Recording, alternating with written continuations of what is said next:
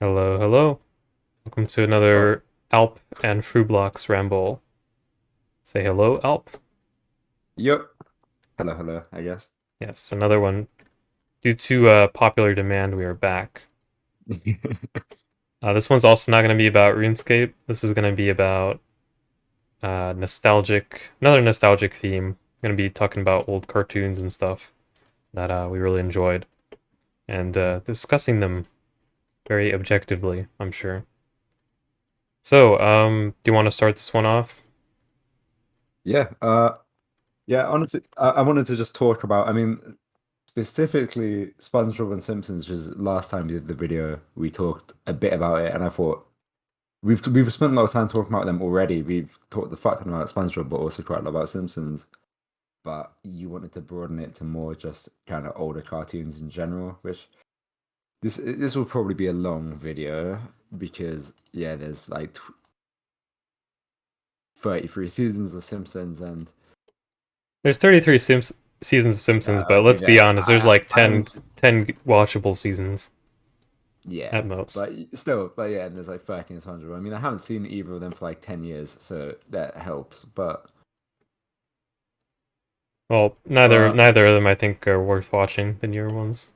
yeah, but yeah, so it should be a long video, especially if we then talk about other cartoons from before. Well, from what you said pre 2010 you want to do. Yeah, I think we want to limit this to pre-2010 because I know there's a lot of shows that have come out like sort of recently that people like, sort of like on Adult Swim and stuff.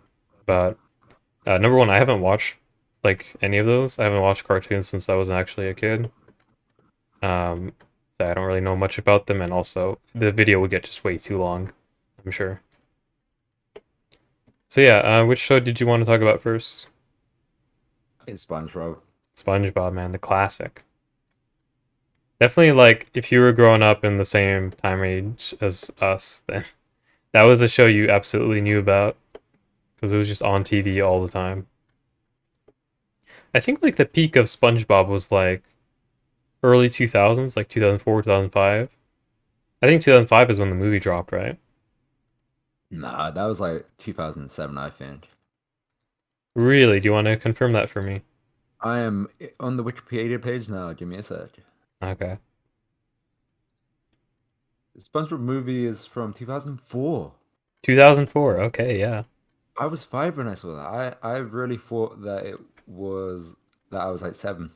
I remember when it came out, like I got, well, whenever the DVD for it came out, I got that because this was Uh, still at the time when I didn't have like television service, but my parents would buy me like DVDs to watch cartoons in I exchange saw for that. I saw it in the cinema, and one I remember actually being slightly scared of. You know the bit where like he's in like the chasm. Oh yeah, Yeah, I the was actually slightly scared of that. I And remember I would just love that fucking movie. Like I would watch it over and over, especially the last part for some reason I really liked. Like when he does the electric guitar or something to defeat. I don't even remember the end. There's like a big battle scene at the end in the Krusty Krab. I remember it more because I played the video game a lot, the SpongeBob movie video game. But yeah, do you remember much else about it? I mean, I remember like almost all of it. Like not 100, but I could give you a pretty good synopsis if you prompted me. But I Oh remember no no no! fully Let's seeing it let's in. do that. Let's hear the synopsis. Wait, I wrote a small bit, but I Okay. remember the only time I've ever seen someone piss themselves from laughing was my friend who I went with pissed themselves from laughing to that film because I guess they really needed to pee. So yeah, I've seen that happen once in my life. Interesting. Yeah. Anyway, uh, fuck. Synopsis. Let's go. Do you want me to do it exclusively, or are you gonna also join in? Let's have you try it first, and then I'll say mine, Uh, and we'll see how okay. far off we were. Okay.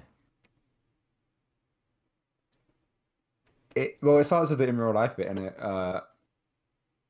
Oh yeah, it starts like, with that Patchy I the mean, pirate. are we gonna like? Do I have to include the Patchy the Pirate bits? Because that's the bit. Honestly, I don't remember the Patchy pirate very much. There was some kind of plot that was tying it to the movie, I think, but it's a it's a very Yeah, throwaway kind of bit. it's like yeah, I'm mixing up the Patchy the Pirate bit with the episode as well, where he finds the fake SpongeBob movie, and like has a breakdown in the episode. So no, but yeah, it starts off with Patch the Pirate like finding the film and going to the cinema or some shit. Does it, man? Uh, Honestly, I don't remember that part. But anyway, you can start just from the okay, actual. yeah, they open like a second Krusty Krab. Hmm.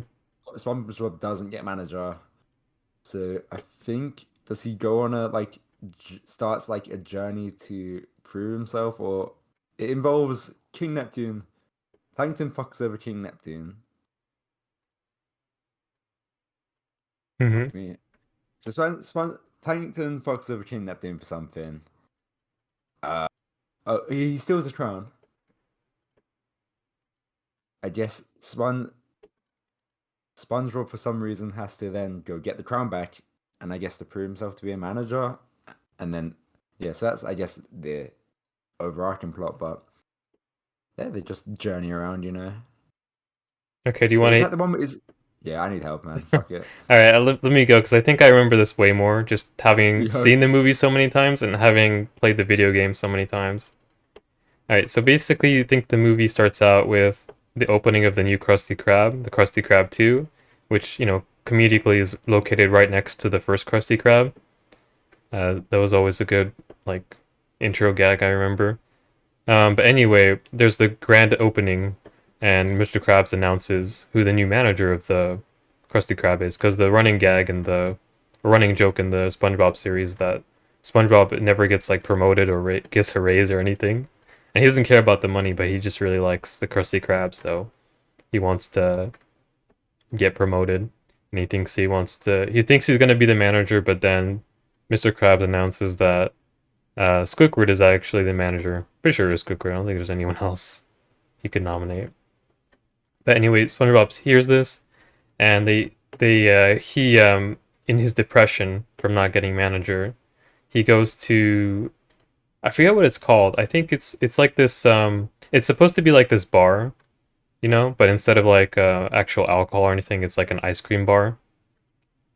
So it's like that's the Goofy Goober. Goofy Goobers, yeah. Yeah, that's the Goofy Goobers, So he goes and to there's Goofy that's the Goober. whole song. I'm a Goofy Goober, yeah. Alright, So anyway, he goes to Goofy Goobers. He drowns himself in ice cream. I think Patrick is there too for some reason. I think he's just tagging along. And he wakes up in the morning. They have that scene where it's like you see in movies like there's a drunk in the bar. He fell asleep there, and he wakes up in the morning. yeah. The manager or whatever is telling him to get out. There's that scene, and then I think meanwhile all this is happening, Plankton is working. Plankton has basically run out of ideas to steal the Krabby Patty formula, but he has one plan up his sleeve that he's been keeping just in case, and it's called Plan Z, the final plan. And the plan, I think, is basically to steal King Neptune's crown. And I don't remember exactly what he does, like what he planned to do with the crown. Maybe like held it for ransom for the formula. I don't remember what. But anyway, he steals the crown. He hires some like assassin called Dennis. Not assassin, but like this badass criminal type guy, who is like the main antagonist of the movie, I believe. But he hires this guy who takes it. Actually, no, I don't. I think Dennis just hired to take SpongeBob and Patrick out once they start searching for the crown. Anyway, the crown is stolen, and for some reason, King Neptune orders SpongeBob and I guess Patrick as well to go get the crown back. So I think Mindy, who is That's the Hot Mermaid babe. yeah, she's King Neptune's daughter. So she Hot she Mermaid. she tells Patrick, like, okay, you need to take the Krabby Patty wagon and go on this grand adventure to get the crown back. So they go through a bunch of different places. Wait, I think so what's the story behind the car? Where did the car come from? the car is I literally doesn't think I don't think it has much of a backstory. It's literally Is it just just for the film? it's just a mechanism for them to actually progress along. Um, and they lose it at some point in the middle. But anyway, the joke is you don't need SpongeBob doesn't have a license. Like throughout the whole series, he never is able to pass boating school. But they just write that off by saying, "Oh, you don't need a license to drive a sandwich." So I think maybe the Krabby Patty wagon was just written in for that joke. But anyway, they take the Krabby Patty wagon and they set off on their adventure. And one of the first places they go to is like the outskirts of Bikini Bottom, I guess. You see like two hillbillies sitting there or something on the border, and they said, they're goners or something like that. I don't remember what it was. In the video game, there's like a bunch of stuff you do in that area, but I don't remember really what happens in the movie itself. But anyway, I think one of the places they go after that is it's like in the middle of nowhere. There's like this tough tough guy bar. Like you ever seen that episode where he goes into Yeah, yeah. the Is it the salty spittoon or yeah, is the it a different salty one? spittoon? It's basically like that, right? And Okay. so they go in, I think, asking for directions or something, and they accidentally, piss off like literally everything or literally everybody in there. So there's a bunch of stuff that happens there. And then after that, they're going a little bit further, and they encounter this. It looks like the surface looks like it's a tiny little clam, but actually that's like the tip or the tongue of a giant monster. Do you remember like the big monster that swallows up Yeah, their yeah. Krabby Patty? Yeah, that's that steals their Krabby Patty and it forces them to go walking. And I think the next part they go in is to the trench, like this big, deep sea trench with a lot That's of. what scared me as a kid. Yeah, it was like a real lot of creepy little fish in there. But they go through there, and I think this is where the song like "Now That We're Gooby Men." Gooby, yeah. Yeah, now that we're men, because like they're like one of the underlying plots going along, or I guess the themes going on is they're trying to become men. So not like goofy goober ice cream eating, wimps or whatever. And so there's like the scene where they're walking through the abyss. Oh, did I disconnect? Or can you hear me? May I have to pause and edit? Sorry for the technical difficulties. But my recording's still going, so let me recall. Yo, can you hear me?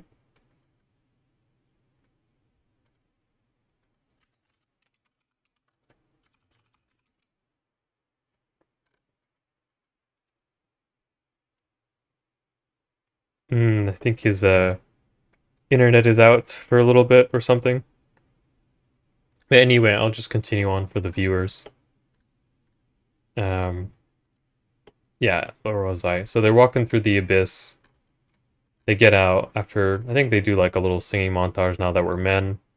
And then I think this is where they begin encountering Dennis. So Dennis is out tracking them. Um, and then from there, there's some more walking. What?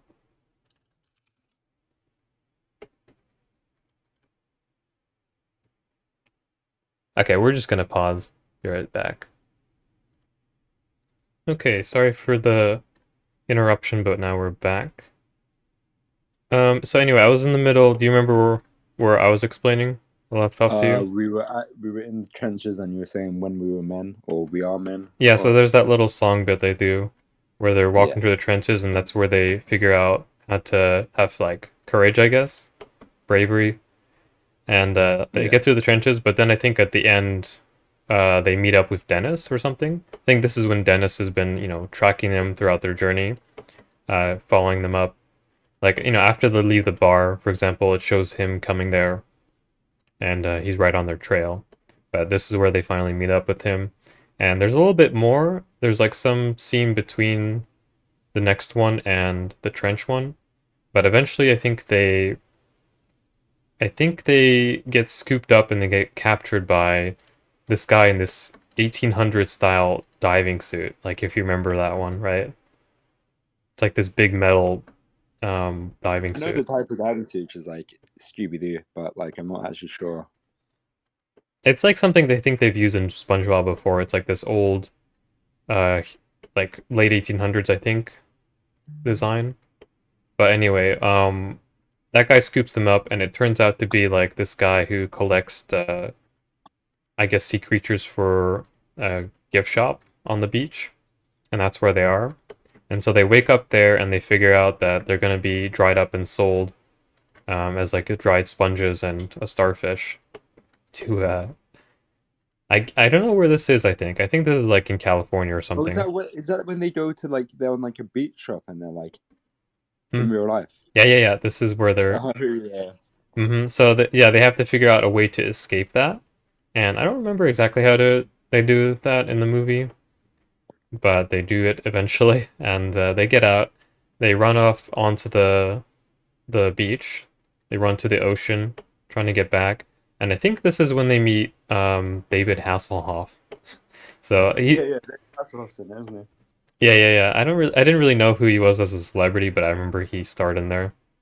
I mean, I still don't really know who he is. I think he had to be around older at the time. As little kids, you probably wouldn't know who he is, but anyway, they ride on his back in the famous scene. They're speeding back to try to get to, I think, wherever the crown is. I don't know where it is, but um, I think that's when they finally Dennis kind of catches up to them, so they have this battle with Dennis on the back of David Hasselhoff as he's like swimming or surfing there. He's not really surfing. He's almost like a jet boat, but he's like just I don't know. It's a weird. That's a weird scene. But anyway, they eventually get back to Bikini Bottom, which is I guess where the crown is. So the whole journey was I don't know. I don't know where they were going. Maybe the crown just went back there or something. Whoever took it. But anyway, they get back there, and that's where they have this final standoff, which I can't remember who the final thing they were Well, fighting Plankton. with was. Hmm? Plankton's the one who stole the crown, isn't it? Yeah, but I don't know. I don't think they were fighting Plankton directly. They were probably Probably just fighting. a giant robot or some shit. Who knows? Yeah, I'm trying to remember if it was some kind of robot. But anyway, they have some kind of standoff, and that's where SpongeBob admits that while he is trying to become a man, he's also like not going to forget his original self, and that's where the song number "I'm a Goofy Goober, yeah" comes out, and he Yeah. defeats whoever he is fighting with that. Very inspirational scene right there, honestly. And I think the movie ends there. So yeah, that was a lot more detailed than it need to be, but just goes to show how much I've seen that movie. Bro, I'm not gonna lie. You made it sound really fucking boring. I would not see that based off your synopsis. Really? Yeah, I don't think we should ever be synopsis people, you know. Also, I love that our ramble about what was meant to be about the show SpongeBob has now probably been like 20 minutes of you telling the entire plot according to Fruberts of SpongeBob the movie. Hey man, that's what these rambles are for. I mean, hey, maybe some people watching this never saw the movie, so now they know what Oh, they're they up definitely against. were. Now they definitely will. I mean, they probably wouldn't anyway. It's a kids' movie. This is a good film. You just said it sounded boring. Yeah, because of you. It's a good film. Well, I, how know did it sound boring? I don't know. You just didn't give it any. I don't know. It didn't enthrall me. I wasn't there. I mean, I was going for like a Wikipedia style summary of it, not I trying don't to know. excite you, You but just need to grab the reader. all right. Well, I'm not IMDb, bro. You need to think bigger on IMDb. Uh-huh. But anyway, Anyway, that's the movie. So that was like a big pivotal point in the SpongeBob that was series. to be the end. Hmm? That was meant to be when it ended. The Well, original showrunner retired after that film. yeah, the show pretty much had like an overhaul in staff after that. New writers, new showrunner, I mean, the etc. showrunner was like his like second in command, and like was still so like it was still kind of on brand for a while. So it wasn't like terrible. But yeah, you notice as soon as he retires, the like downward move. I think honestly, it's pretty much all the writers just making the show so good because that was like an interesting era, like 90s to early 2000s, where uh, you just had like a lot of really good writers just doing kids cartoons for whatever reason, and so they'd be aimed for kids, but they'd actually be like well written, be very like watchable even by adults. which I think another good point of SpongeBob was. Like it was kid friendly, but it also like wasn't. It's not like watching Dora the Explorer. Like that shit will just bore the hell out of anyone who's older than 5 or something. But yeah, you don't have any favorite SpongeBob episodes you want to mention? There's a bunch, I know. I really like the one where when they first go into Sandy's dome Oh yeah. and where they're running out of water. Hmm. It's a good one. I quite like Karate Island. I'm not sure if that's pre or post 2004, but I like Karate Island. Karate Island. I barely remember that, but I think it was a parody on wasn't it like a parody of like a Bruce Lee movie where they go to the island to do like martial arts? I mean, probably it's a parody of the whole genre, really. Yeah, I mean the karate was always like a parody of like kung fu movies and stuff. Not that I ever realized that until much later. Yeah, I mean it is kind of a random like point. Like, why does a Texas squirrel living underwater know karate? Never really thought about it as a kid. Oh, you can't hit. I think the F is for Friends Oh yeah. episode. Oh, you know the my. I think my favorite would be when he gets inflatable arms. Oh yeah, and he's like really tough or something. I found it at the time. I loved the drawing of the red arms. Like I thought they were such a satisfying drawing. Dude, That's there's so many like really good ones. It's kind of hard to pick a favorite. I'm sure there's one that would. I just need to like go over all of them. I feel like mine seem to mainly be ones with Sandy. Seem to be typically my favorite. It seems, but like Mm-hmm. the one where Frank, you know, when he's got the competition with like the famous jellyfisher. Oh yeah. Yeah, I like that episode. I mean, I'm not sure if I'm just listing episodes that I remember or ones that I really like. I think the thing is like back then, like all those episodes were like there weren't really much many bad SpongeBob episodes before the movie. Glove World. I always wanted to try, you know, like the edible gloves. Or was that from Rock Bottom? But like the edible gloves that like he just like squirts and eats. I think actually that's the same episode. There's like Rock Bottom. there's two. I think there's 2 episodes with Glove Yeah. World, or maybe I'm misremembering. There's that. I'm thinking of that Valentine's episode. You know, where he Oh, tries to give Patrick a Valentine. Patrick gets like really pissed off because he doesn't realize that SpongeBob is trying to give him a Valentine. yeah. As I defy you, Heartman, and he rips him in half. Did you know? Apparently, that is the least aired SpongeBob episode ever. Well, just as a. I think they only aired it around Valentine's Day. Oh, okay. Yeah, it's like one of those things. An episode that I was not the biggest fan of is in the early seasons is you know the one where it's just the whole episode is about what's in the box. What's in the box? Oh, you know, like Patrick's box. But I wasn't the biggest fan of that one. It's still a great episode, but it just yeah. Yeah, is that one where SpongeBob is just extremely curious what's in the box, and he's just like, Yeah, he starts just going insane. mm-hmm. That was kind of a weird one, yeah. I don't know. Oh, the pizza delivery one. Oh, pizza delivery is such a great episode, man. Yeah, They're very memorable. I think they're all like really memorable, but some of these just have yeah. I'm looking through like the first 4 seasons, just like the episode list, and there's season 1 especially season 1 has so many good episodes. mm-hmm. Like they're also memorable because they just expand like the world and have all these original gags. The second episode was the reef blower one. Oh, the reef blower. That you can kind of tell that's an earlier episode. Because not much was going on in that episode, really.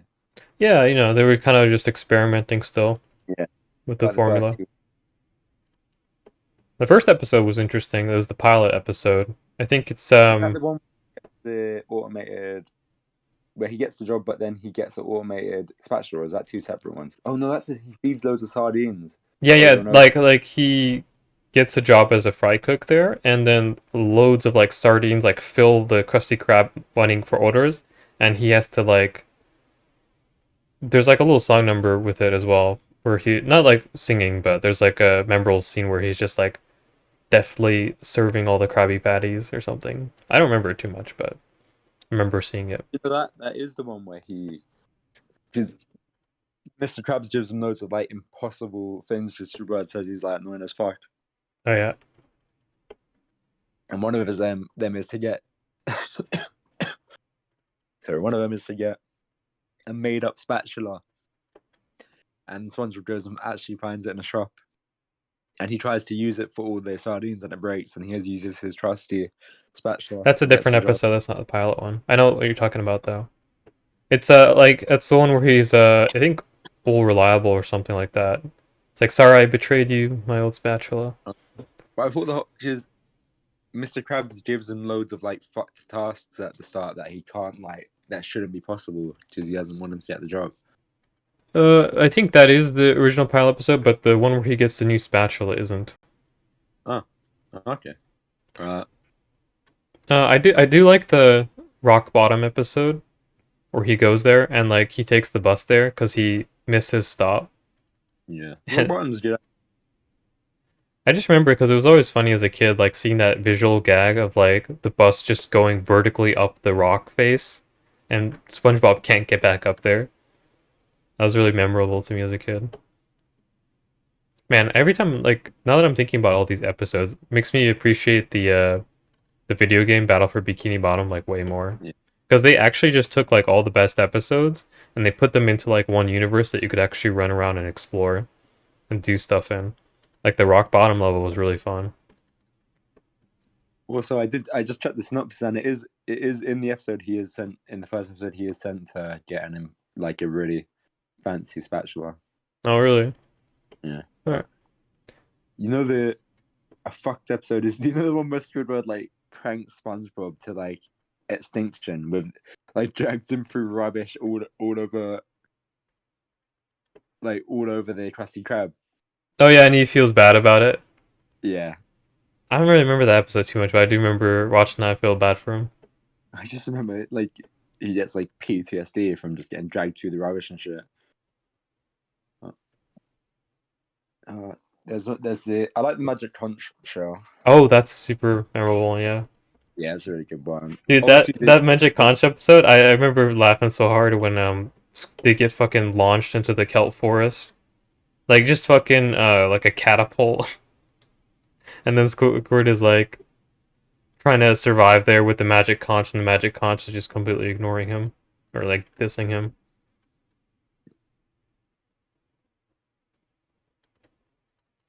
They had such like creative ideas, man, for the episodes. Like who thought of that? Let's have them be in a treehouse, and then Squidward wants to get into their secret club, and then somehow they get catapulted into like the forest really far away, and they have to use this magic conch or whatever. They were on some stuff. Let's see, what else is there? I'm trying to think of one of those episodes where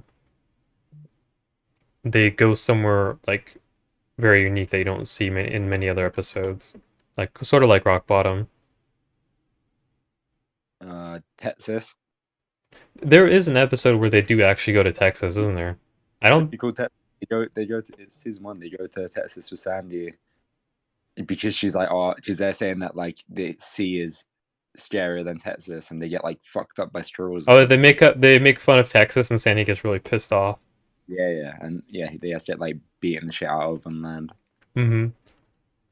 I remember the one where they go inside Sandy's tree dome, and not it was like SpongeBob going in, and he has to like put up with no water in the dome. That's what I was saying. That's the first episode with Sandy, where they have no water. Mm-hmm. I don't need it. I don't need it. There's also one. Go ahead. One hibernating. I was literally about to say that one. Yeah, that was fucking funny as hell. I'm Dirty Dan. Pinhead Larry. I remember in year 4, I used to talk to Pinhead Larry because of it. Pinhead Larry is just a funny sounding insult, dude. Honestly, yeah. And you just think of Patrick's face at the time, where he had literally like a nail in his head or something. Yeah, and they were playing around in the snow or whatever. There's a couple snow episodes. Like there's one where they have a snowball fight and they just go all out like straight up war with each other. And Squidward gets caught up in the middle of it. He's like Oh yeah. walks into the war zone. You know what? What's it? I think it's called Bubble Bob, where SpongeBob makes like the bubble that gets like a wife and kids and like drives off in a taxi at the end. And SpongeBob spends like the whole episode trying to pop it. Yeah, because SpongeBob is like a friend, bubble buddy, sort of like an imaginary friend. This a bubble that Yeah. he will. Yeah, there were some good episodes of Bubble Buddy. Yeah. Hey, There's another episode with SpongeBob and Patrick are whispering through bubbles, and then Squidward fucks up like whispers into. oh yeah, they're like sitting in their house and they're just communicating via bubbles, and Squidward intercepts and tries to like get them to not be friends anymore, so they stop annoying him. Who's your favorite SpongeBob character? Uh, you know, honestly, I kind of like just SpongeBob himself. He's pretty much. I know he's the main character as well as the obvious choice, but yeah, I'd say probably. I'm kind of leaning towards Squidward. Like he's pretty funny, and especially like in the early seasons, like I think he kind of had like a character shift after the movie, sort He of like became a bit of himself, like over. He had the issue where like when characters like over they become their main defining features and lose any other character traits. yeah. I remember watching a video about that, and that exactly explains like why Patrick was so unlikable. Because Patrick is like an idiot was the thing, And but in the early seasons he was just kind of like a funny idiot, and he was like still he was not like mean hearted, but in the later seasons he would just literally fuck things up and walk away and like no shit's given, just sort of like an asshole.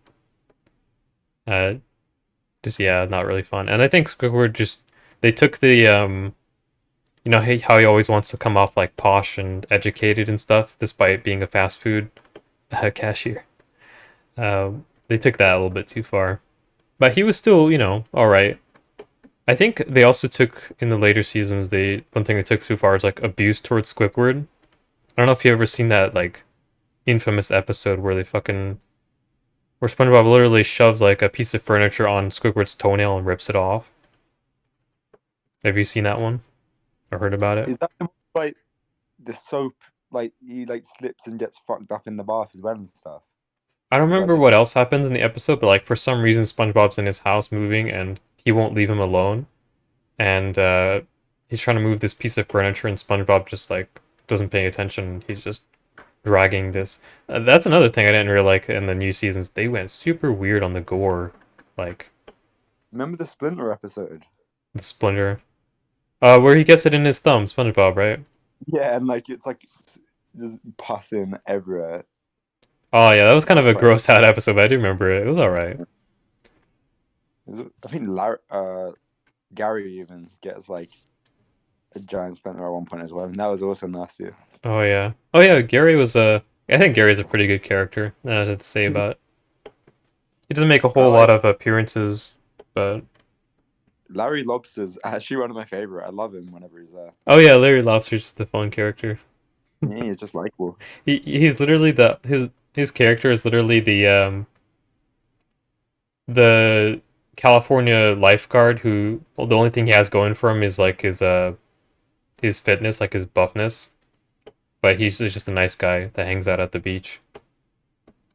That's I think that's what they were going for. They had a lot of like interesting archetypes because I think the guy who wrote it, he's from California and everything, and that's where they produced it and stuff. Like that's where Patchy the Pirate is. So there's some cool stuff there. Um, who else? I think Mr. Krabs is a pretty good character as well.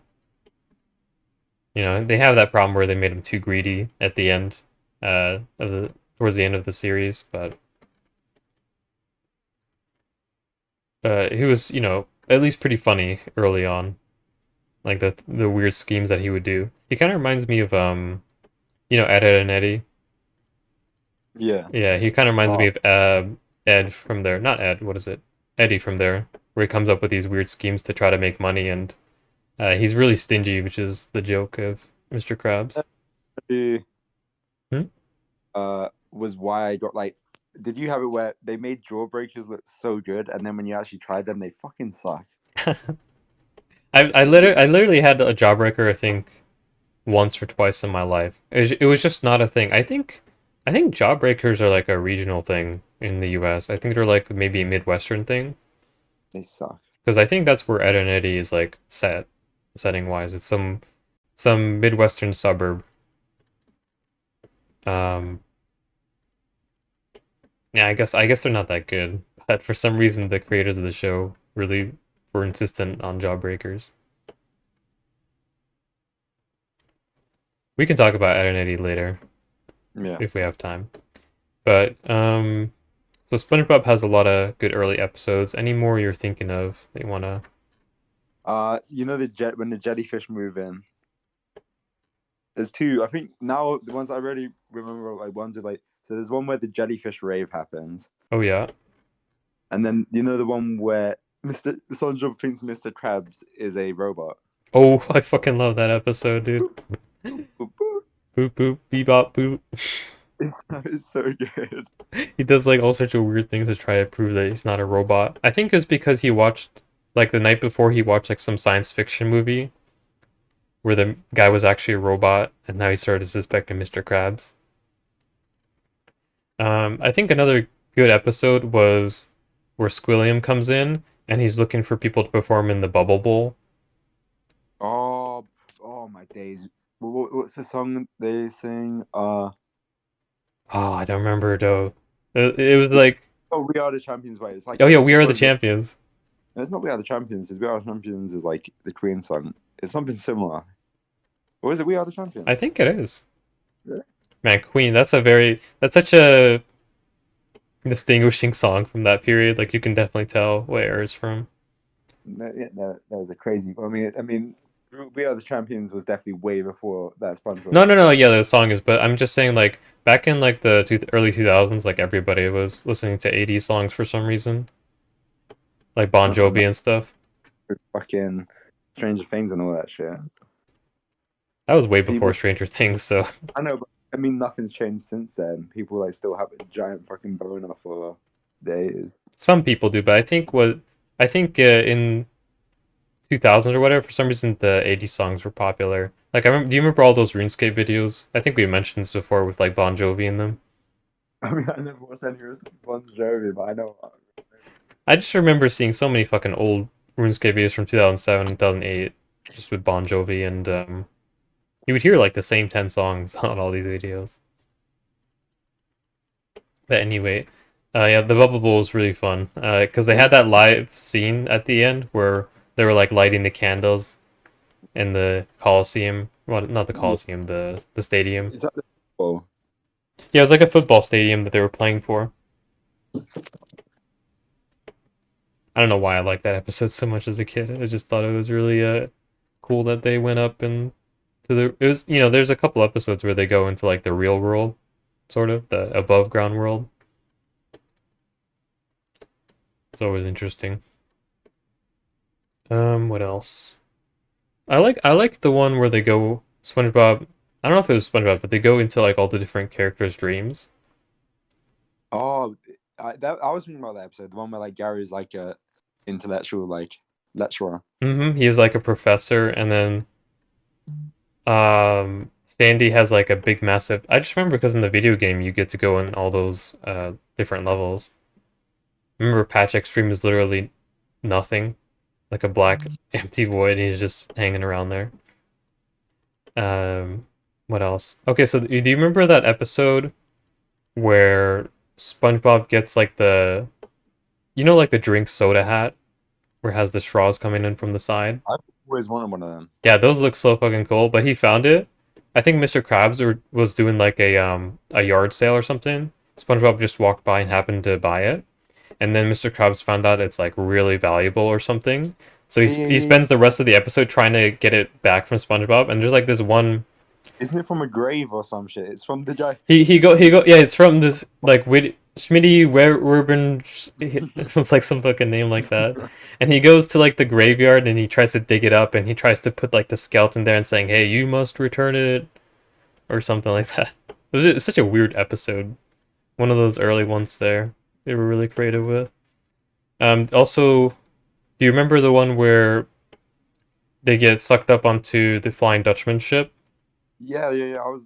We literally think. I think it must have been the next episode in the season because I was thinking of that episode as well. It could be, Like, yeah. I think I had the DVD for that's the one SpongeBob. where they have to run through the perfume section to get out. Yeah, that was hilarious, dude. And then at the end, I think the Flying Dutchman converted to like vegetarian or something, and they just show like him making a smoothie or something. That was a weird episode for sure. I think it was called Shanghai or something. But I just remember that because like it's a pretty simple, straightforward episode. Like this anchor drops down on Squidward's house, and Squidward is pretty annoyed, so he just climbs up and wants to complain to whoever dropped the anchor. Turns out to be the Flying Dutchman. That's a good episode. I'm thinking of one more episode. Oh yeah, do you remember the one where Mr. Krabs? All right, so you know SpongeBob and Patrick were just playing like this board game where you pretend to be like a pirate finding treasure, and then Yeah. Mr. Krabs hears about it and he thinks the treasure is real and he gets really obsessed with the game, and so Yeah. he eventually organizes like an expedition with Patrick and SpongeBob to like try to find the treasure, and they go through all sorts of different stuff.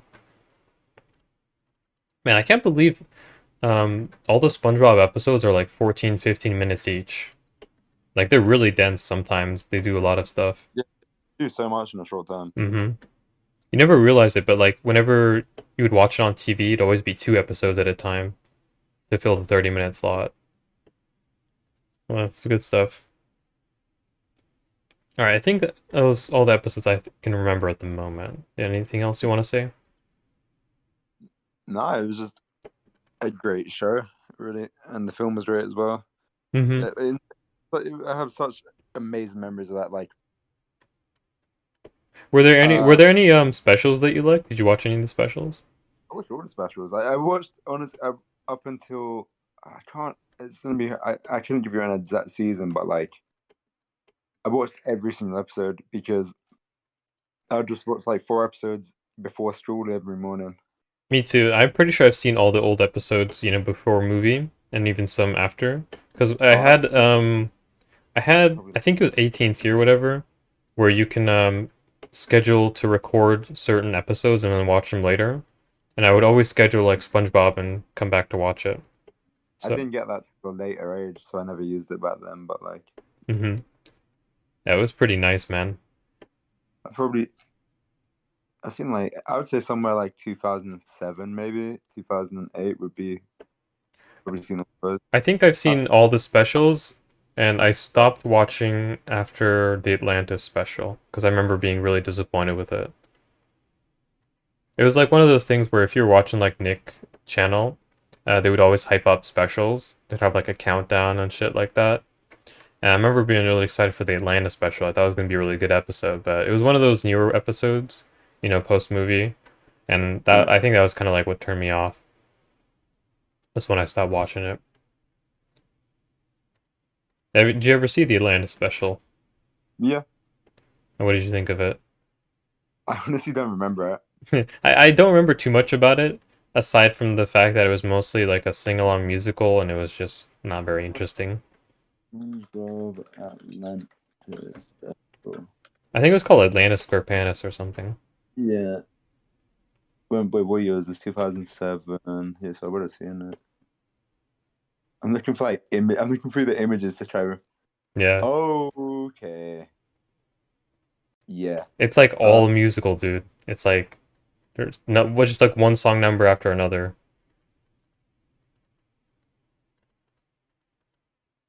Yeah, I don't have too much opinion on it really. I don't remember any of it. I just remember the really fucking weirdly animated guy with the giant red lips. Do you remember any other specials? Because I know you said you watched them all. Let me see. List of SpongeBob specials.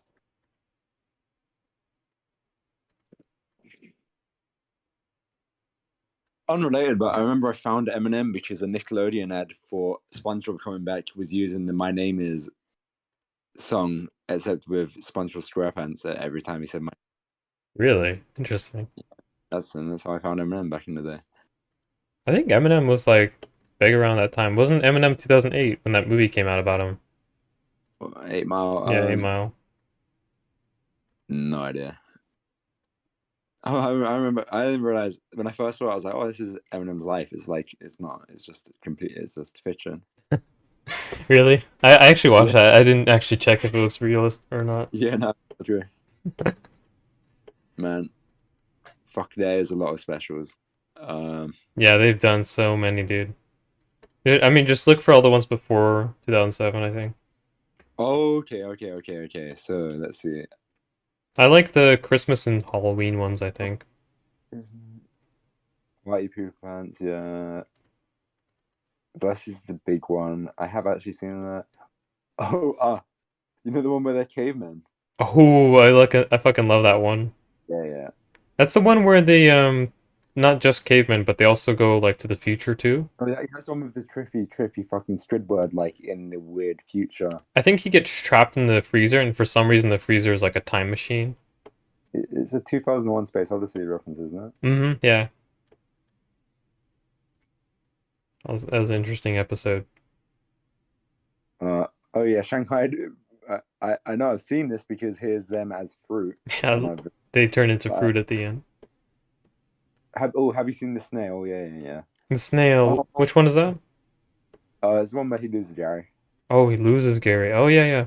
Oh, Do you remember yeah, the one where he enters Gary in like a snail race? Yeah, no race, and Gary finds his girlfriend, and yeah. Oh yeah. Good words. And then Patrick has like a rock he's trying to enter as like a. And the rock wins because Squidward's and SpongeBob's abandon the race to go make love. Yeah, I've got a favorite special. It's Dances and Dragons because I remember. Oh yeah, they go to like some kind of like what is it that medieval festival or whatever, and they actually get sent back in time, I think. Right? Yeah. That's my favorite special. That's a great episode. And there, on the Nickelodeon website there was like a browser game where you played it. Kind of sucked, but at the time I loved it. It's quite addictive. Oh, the browser games. I played some of them, but most of them are pretty forgettable. But yeah, the Dunces and Dragon ones, that's like a complete parody of like the medieval festivals that sometimes happen.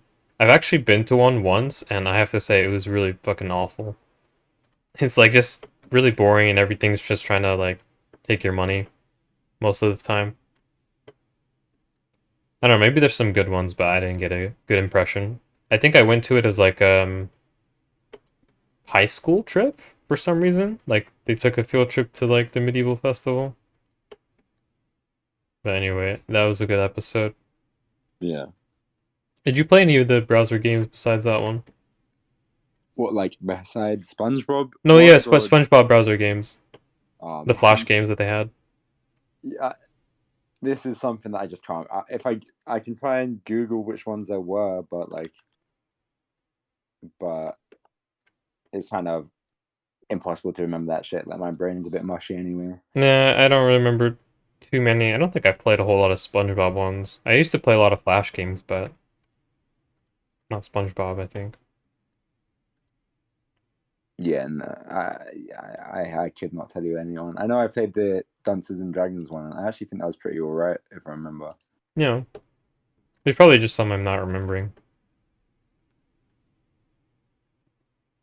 Do you also remember the one where Patrick and SpongeBob wrestle each other? Yeah, where they get really fucking big. My name's not Rick. Don't they, like, rip their trousers at the end? Yeah. And the crowd just fucking... And then they make up, because like they were fighting throughout the whole episode, they make up at the end and the crowd just fucking leaves. They're just like, ah, fuck this. That was pretty funny. I forget why he said my name's not Rick. I think he had like something that said Patrick and he erased the Pat on it. Oh, yeah. And Patrick just gets really mad. Do you remember the one where he says, I think Patrick starts working at the Krusty Krab and the phone rings and he said, no, this is Patrick. The fucking infamous meme, man. Oh, the fucking hash thing in Slasher. Oh, that was so good. That was where SpongeBob has to work the night shift. The fucking Nosferatu just like inserted into the episode. Nosferatu just fucking flicking the lights on and off, man. Yeah, I never Uh, understood that as a kid. I just thought it was really weird. it's such a good. Oh, it's so good, man. Yeah, they're all just so weird, the episodes. They all got their own like thing going on.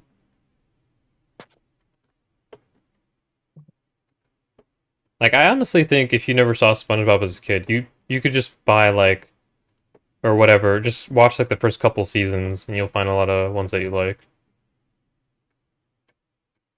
Yeah, All right, so but I'm definitely gonna buy them like a box set of SpongeBob. I had like a couple. I don't remember which DVD I had. I think maybe it was like the second or third season, but there was definitely a lot of episodes that I rewatched because I had that DVD. And I think it was like I had the Mermaid Man episode or whatever that I watched. The Invisible Boatmobile. The Invisible Boatmobile was funny. Yeah, It was I just like. a really annoying, like an Oh, annoying boat. and the boat is on M for minute. It should be W from Wumbo or what? Oh, I think it's the something. Wumbo where Patrick tries to explain like Wumbo. He gets like the Yeah, Mermaid Man belt, yeah, and and he had it on M, and he's like, "That's why it's shrinking everyone. You need to turn it to W for Wumbo. It's amazing." yeah, Isn't that something? Is that to open a jar of pickles, or is that a different episode? open a jar of pickles. What do you mean? Oh, there's an episode. Oh no, that's a different Mermaid Man episode where SpongeBob can't open a jar of pickles, and they end up like getting Mermaid Man to try to open the jar of pickles and shit. Oh, so like, oh yeah, yeah, yeah, oh yeah. It was like an episode where Mermaid Man and Barnacle Boy were complaining that nobody needs a hero anymore, and then SpongeBob shows up to, please, can you open this pickle jar? We can't open it, and I think they just get like ticked off, like, hey, come on, asking a superhero for this or something like that. I also remember one where they go to their lair and they try to help out, and then Rayman, was it Rayman? Probably not. Man, Hmm? What's it called? Man Ray, Man Ray. Man Ray Okay, so goes to like the sub story to get like his powers back.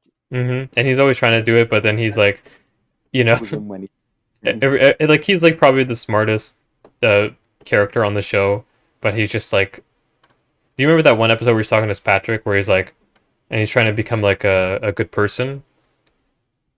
Ray is trying to become a good person, and he found this wallet that Patrick dropped, and he said, "Hey, this is your wallet. You dropped it, right? So But you will take it back." No. He tries to like run through logic with Patrick. it's like his idea. He gets so ticked off at the end. He's like, "Fuck it, I'm fuck with this good Samaritan shit. I'm going back to become villain."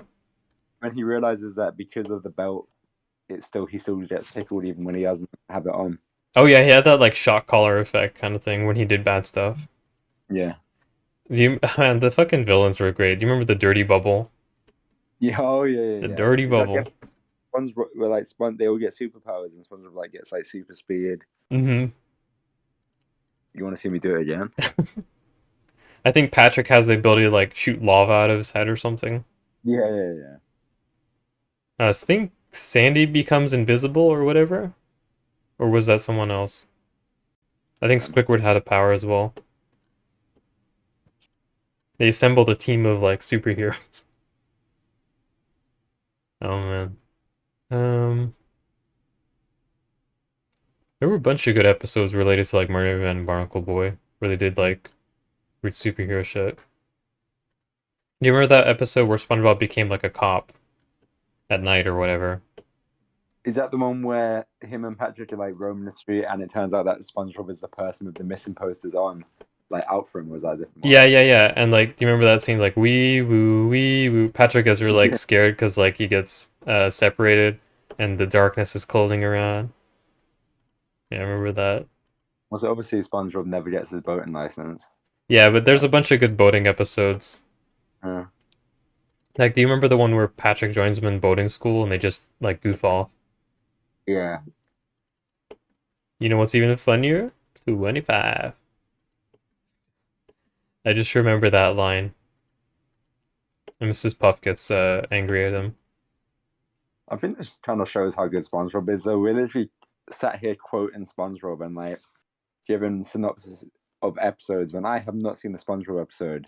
Yeah, like these episodes are like 10, 20 years old, or not 20, but like 10, 15 years old, and there's like still memes circulating now on them. Yeah. I don't really And see that a whole lot for like modern movies and stuff. especially for cartoons, like It's just kind of like at this point, so many people know what SpongeBob is and like know what the references are that it's still widely used. I kind of like Simpsons, which we can talk about next if you want to move on. we should probably move on. I think we're an hour into this. Well, we're an hour 20 into this call, and we were like 20 minutes in before. This is 55 minutes on the recording right now. Really? Yep, 55 minutes. Because I paused for a bit, remember? Okay. Well, yeah. Then we should definitely probably move on. Okay. Alright, so Simpsons, where do you want to start? Simpsons and SpongeBob went hand in hand for me. So Simpsons was after school at 6 p.m. I remember it. Like it used to be on at 6 p.m. on a like off-brand channel, and then the new episode would be at 8 p.m. on the like main channel, like our version of Fox channel. At 8 Yeah. p.m. It would be just before I would eat dinner.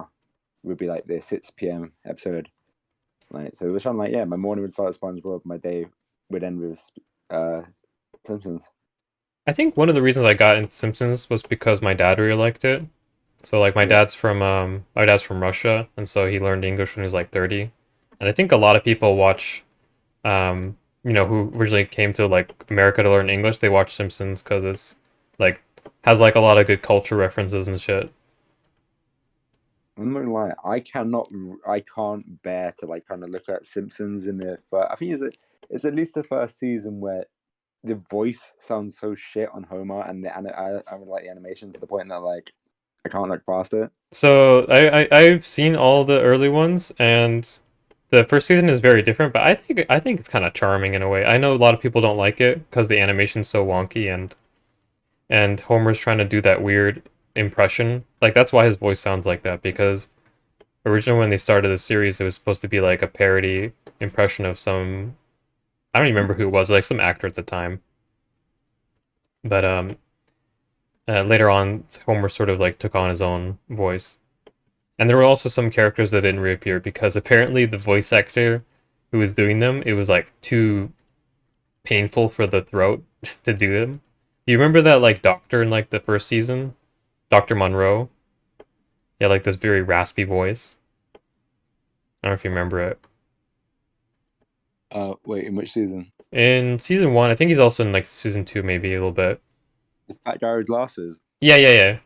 Yeah. He's a Dr. Monroe.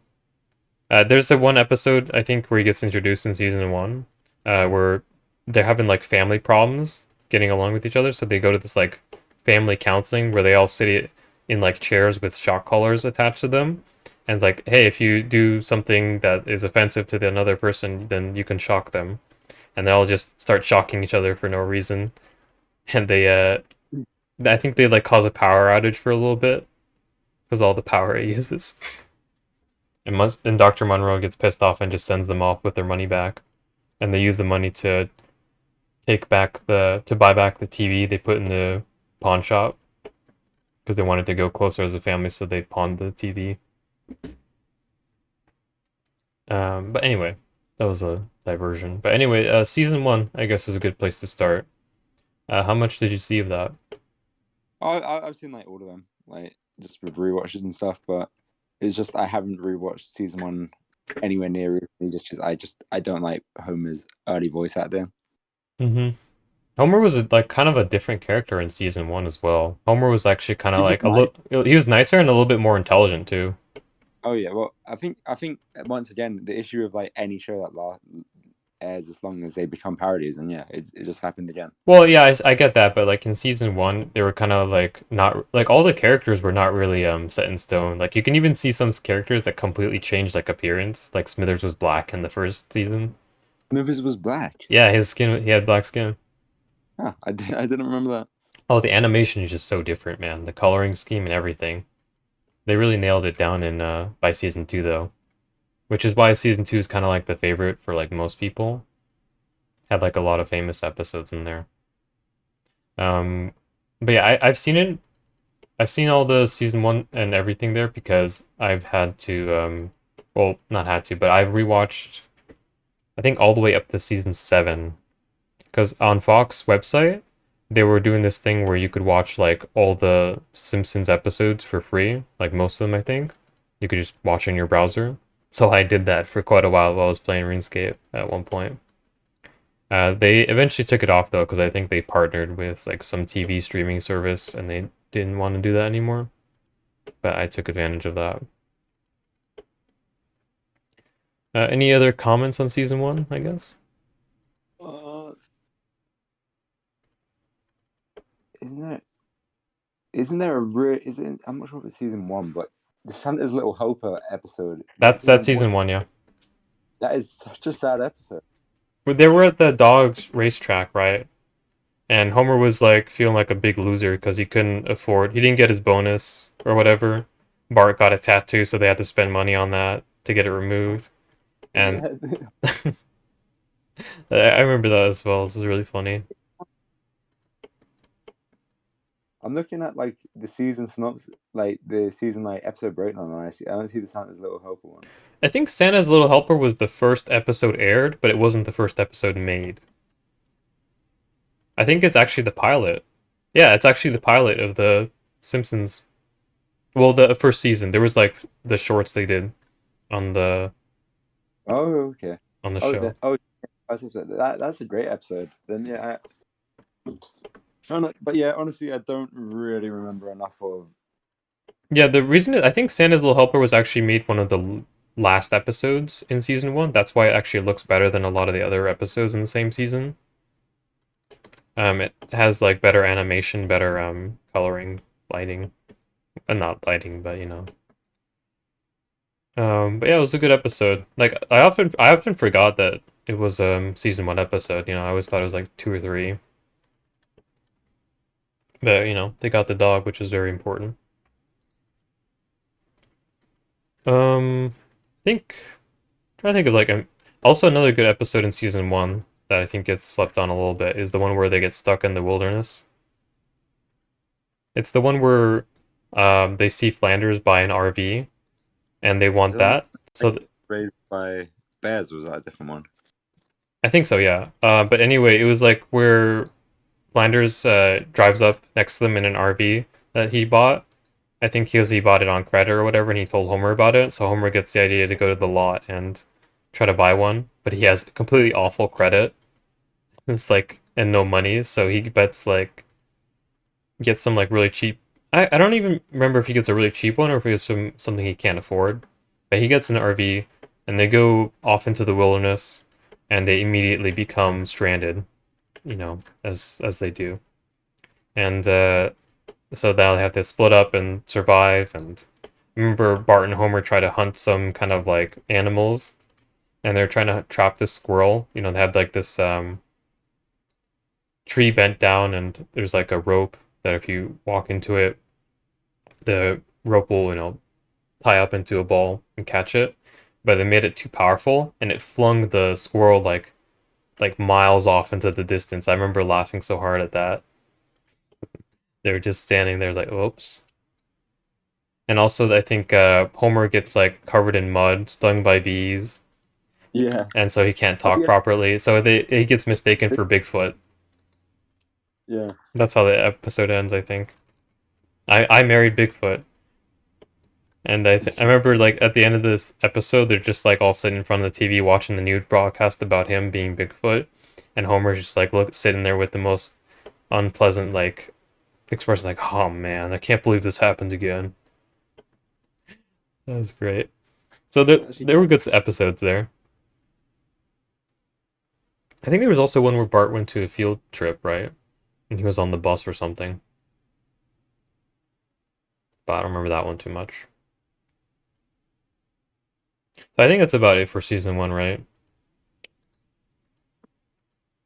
You have anything else? What, season 1? Yeah. Not really. Okay. We can move on to season 2, which I'm sure will be a lot to talk about. There's a lot of good shit in there. Firstly, Tree House of Horror was implemented in season 2. Oh yeah, that's true. Which is just iconic. I used to love those episodes. I was never super into them, but I really enjoyed a couple of them. They were always Some of like them, really wacky, is the Shining point. one, Hmm? the one where they parody The Shining, is really good. Oh yeah, I remember that one a lot. Even though I had never seen The Shining at the time when I watched it, I still thought it was a good episode. So that's how you know it was a well written one. Um, what else? But they had a lot of good original episodes too in the second season, especially. Like there's one episode where Homer, they go to like a sushi place, and Homer eats like the poisonous pupfish, Oh yeah, yeah, and yeah. he gets told by the doctor he has like 24 hours to live or something, and so he goes into this like mode where it's kind of like um sad almost, but you know towards the end like he's in the middle of the night and he's just listening to whatever like I think the Bible on tape because he's too lazy to read it or something. He's listening to the Bible on tape and he falls asleep at night, and then he wakes up and finds out he's not actually dead, and they all rejoice. But I remember that being a really interesting episode. It was like less comedy and more dark toned. That also reminds me of an episode in season one that I forgot to talk about. It's the one where Homer loses his job. He gets fired from the plant, and Yeah. he gets really depressed. Like he thinks he's That's failed the where family, and he actually tries to kill himself in the episode. He takes well, like yeah, do you remember that? no. All right, so it's actually he tries to kill himself in kind of a comedic way, but it's still actually trying to kill himself. Oh wait, is that when he like he shoots a bullet across the Grand Canyon No, or something? that's a different episode. Oh, But this is the one where he just takes a big rock next to his backyard, and he takes a rope and ties itself, and then he just sort of picks up the big boulder and just sort of walks all the way to the bridge, and his plan is to drop the boulder off the bridge, and he'll fall down and be pulled down and drown. But one of the gags is like he carried the boulder all the way to the bridge, and then he sees there's an exactly the same size boulder he needs right next to the bridge. He's like, "Doh." So they were trying to be like sentimental but funny at the same time. Um, but yeah, do you remember that episode at all? honestly, no. Is that wait? Actually, no. Is that the one where at the end he begs his job back and he's like, "Yeah, you have to do this for life," and that's when he puts up and it's like he puts a post up. Burns puts a post up that says "You are here forever" or something. That's actually a different episode. I think it's where Homer feels like he's stuck in his job or whatever, and he tries all the things, but they're all suck or something. Or maybe that's the beginning of the episode. But anyway, no, this episode was basically he loses his job, he tries to kill himself, but then he gets stopped by I think Marge or something, and then he decides to change his life and dedicate his life to safety. So he starts like being really annoying to all the like things like saying, "Hey, you were speeding 2 miles over the speed limit" or something, or "Hey, this bench needs fixing" or whatever, and he gets like a newspaper article written about him like "Man saves Springfield with safety" or whatever, and so he uses that to become like head safety guy in Springfield, and he uses that to sort of bargain his way back for his job. And Mr. Burns makes a deal, I think. You can have your job back, but you gotta quit all this safety stuff. We'll just appoint you as safety inspector in the plant. And I think that's actually why he's safety inspector. I think in the beginning of the show, he's just like a regular plant employee. But the reason he's a safety inspector for the rest of the show is because he made that deal with Burns in the beginning. I'm way too knowledgeable about these episodes, man. I gotta say. But anyway, I was digressing. I was talking about. I think the episode was called where Homer eats the poisonous pufferfish. Is one fish blowfish or something like that? Do you remember? in season 1 or season 2. Season 2, where he eats the Yeah, poisonous one. one fish, blowfish, bluefish is what it's called. Yeah, it was like a parody on like Dr. Seuss, I think. Yeah. Um, Okay, I'm just looking at this thing. So, Treehouse of Horror, Three Eyes on Every Fish. The episode where they find the mutated fish, which is like an iconic fish. oh You yeah. see see that everywhere. Yeah, it's like very iconic in The Simpsons. Yeah. I don't remember too Dancing many other season 2 episodes, so yeah, you should go over them. Dancing Homer is one's the Itch and Stretchy versus Marge. Yeah. There's one that I recognize. I thought there was one I recognized, but I guess not. But yeah. I think what we should do is probably let's just like talk about episodes as we remember them, because I don't remember like all the order of everything. Yeah, so I mean, I guess this is far forward, and this will bring to a different subject. So I'll save this as from that later. But do you remember the episode when Bart gets like elopes with that random girl that he thinks is pregnant? Well, that he thinks is pregnant with his kid or some shit. Oh, such a weird episode. Yeah, it's like some older like girl, right? Yeah, she's older and she's like pregnant with someone else's kid, and like they run off and they're gonna go get married or some shit. I think that's where Bart gets a fake license, so he starts driving a car and he pretends to be older than he is, and then the girl he meets up with him, and I think they kiss or hold hands or whatever, and Bart thinks that gets her pregnant, and so she says that, and he gets really worried. I don't remember too much about the episode, but it was really funny. There's like a couple episodes where Bart drives a car, actually. Quite a few. Do you remember that one where they all drive with like the bully kid and Nelson and Milhouse? They all drive up to like the World Fair. And then they find out the World Fair is abandoned, and then like the giant like globe statue falls on their car and they're stranded, and they didn't tell anybody they were going there. No. You don't remember that episode? Nope. Yeah, man. I thought you said you saw everything. Well, I've seen it, but like if it's in like the first few seasons, I've seen it, but like that doesn't mean I have to remember every episode, man. All right. What other episodes you want to come to your mind right now? A cute episode, which I think actually, if I remember, actually like changed, like goes back, like changes the lore of Marge and Homer. But you know the episode where Marge and Homer are meant to have met like at the camp, The camp. about like summer camp or some shit, like an old person summer camp, and they meet. Or did he? Yeah. No, I'm not familiar with that. I mean, I'm pretty sure the actual lore is they met in high school. They're high school Yeah. sweethearts. Or maybe they met and then maybe they lost touch for a bit and then but it's man, it's like they like man, once again I don't remember enough. I'd have to try and find the episode to figure it out. I think there's a few Flanders episodes that I really like, and actually some that are quite influential for me. There's one episode where you know the snow day where Flanders and Homer go to the straw. Oh yeah. Yeah, And what exactly happened there?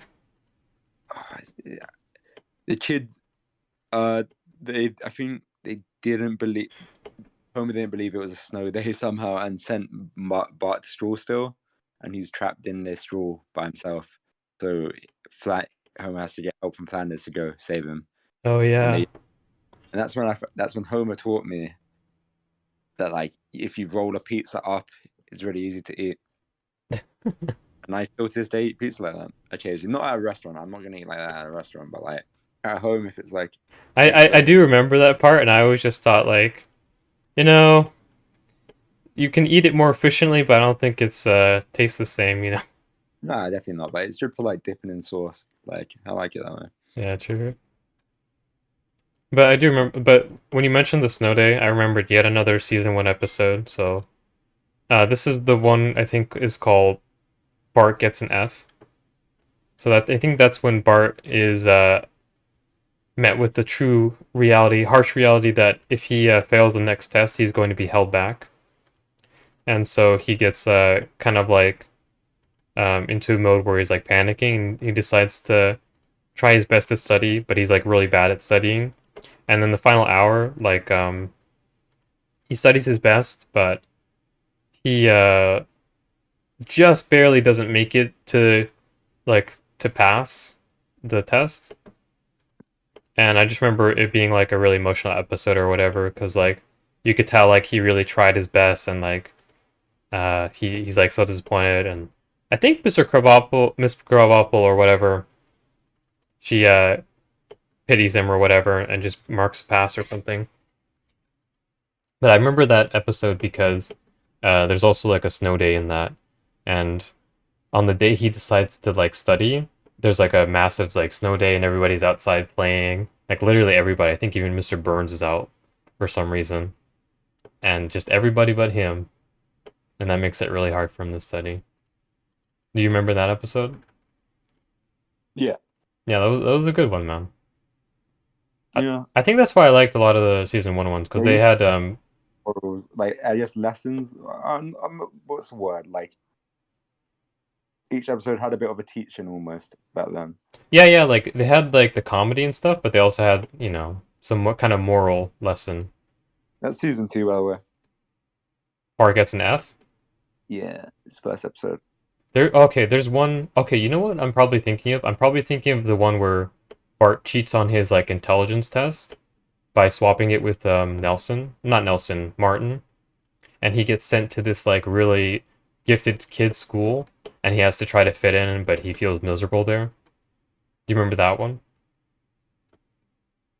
I've seen it and I kind of remember it, but like not enough to really. They wear uniforms, right? I think it's called Bart the Genius or something like that. But I remember it being pretty interesting episode. I don't think they wear uniforms. I think it's like this big like kindergarten type classroom where they're all just sort of there's like a table around, there's a bunch of activities there, and the teacher's there. Like they're not at desks. It's supposed to be like a free form, free thinking kind of school or whatever, where you just become creative and stuff.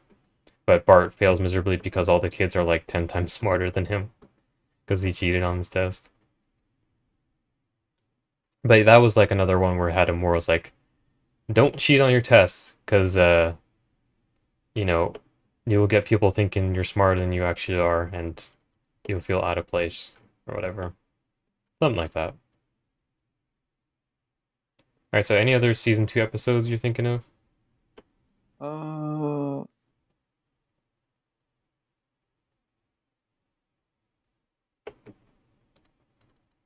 I'm. I recognize the title of Moaning Lisa, but I do not. Moaning Lisa is the one where she discovers jazz. She's Oh, feeling was like it the sad one or whatever. with Michael Jackson at the end, or like No, not Michael Jackson, but it's this like guy who appears every now and then. It's like this jazz player that she looks up to. Like this big black guy or whatever with a beard, I think, and sunglasses. oh yeah, Bleeding Gums or whatever. Yeah, Bleeding Gums Murphy is the guy. I guess side note, do you remember the episode where there's fake Michael Jackson in it? Yeah, it's in the where Homer gets sent to a mental asylum or whatever, and there's this like big white guy Yeah, who's bald and fat, and yeah, he says he's Michael Jackson, and he has the voice because I think Michael Jackson actually did the voice. yeah. They've had everyone guest on that show. Literally everyone, bro. It's crazy. I remember they had Adam West a couple times, and he always plays like Batman or something, Yeah, and he's always really weird on the show. as TV's Adam West. I'm TV's Adam West. I can't Yeah, even do the voice, but it's like this quiet voice. they didn't sound quiet. No, I know I can't do the voice, but he has this weird kind of way of talking on the show. Maybe that's just how he is in real life. I don't know.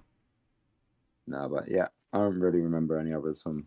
I don't really remember any from season 2. Since you brought up the episode where Bart thinks he got the girl pregnant, that reminded me of the other episode where Bart meets I think Lovejoy. Lovejoy is the church like pastor or whatever. Yeah, And Lovejoy has a daughter apparently who's looks like this like nice church girl or whatever, and Bart like falls for her, but it turns out she's actually like a really bad like kid. yeah, So she's like has Bart do all these like dangerous stuff with him, and like one scene they're like at the top of this giant hill, and she dares Bart to like ride the skateboard down it. You remember that one? yeah. That was great, dude. Like he was going down the cliff, and there was like I think he gets like rolled in glue and stuff at the end. Like there's like a bunch of trucks on the slope, and he hits one of those cartoon gags.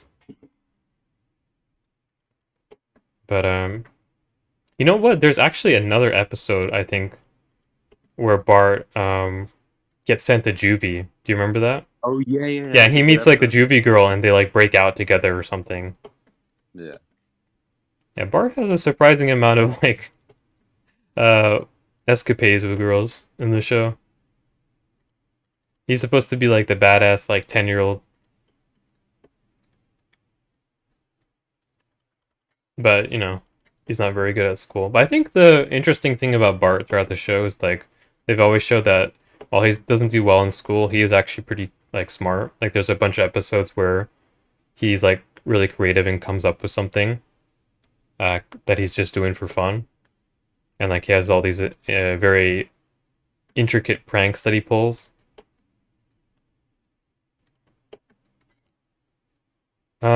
Do you remember the episode where Bart and Milhouse are playing on the bed in like Homer's and Marge's room, and they accidentally, I think Milhouse is like for some reason dressing up in Marge's clothes, and then Homer walks in on them and they get startled, and I think Bart falls on Homer's bowling ball, and he breaks like a bone in his butt or something. Do you remember that one? Yeah, like I remember it as a premise, but once again, like not really any details. I think the whole episode is basically he has to get like a cast or whatever, and he's in like a wheelchair, and so suddenly he has to like adapt to like wheelchair life for a little while he heals. And one of the things is like the school is not wheelchair accessible because of the couple steps in the front, and so they are get roped into spending all this money to make like a massive like wheelchair ramp that is paid for by like the lowest bidder or something, and it's just like this massive wooden construction thing. And then when they unveil it, they show that Bart pulling up, and then he's out of his wheelchair. And he's like, "Yeah, I'm all healed now," and they just in awe and like shock because they spent all this money on literally just him because there's no other students that needed that. That's all I remember for about the episode. Yeah, I guess we can just talk about like if you think of an episode, just bring it up. The one where Homer pretends to be a fighting robot. Fighting robot. Like it's like Robot Wars trying to, except he's just in like a Oh, I like remember that. Okay, so it's where like Bart starts doing these like robot battle things, like where you remote control robots and fight each other. And then he gets Homer like wants to help him out, but he can't because he doesn't know anything about robots or anything. So he pretends to be a robot, and he actually gets like really fucking hurt by the robots because they have like these like mechanical saws and shit that they're attacking with. That was good. Do you remember anything else about that episode? just like eventually he. Well, maybe does I think Bart doesn't Bart turn out that Bart knew like most like a lot of the time. Oh yeah, I think Bart kind of like finds out midway, but he doesn't tell Homer, and so Homer finds that out, and he gets really pissed. Like, "Hey, you let me get beat up like that." There was a good moment like that.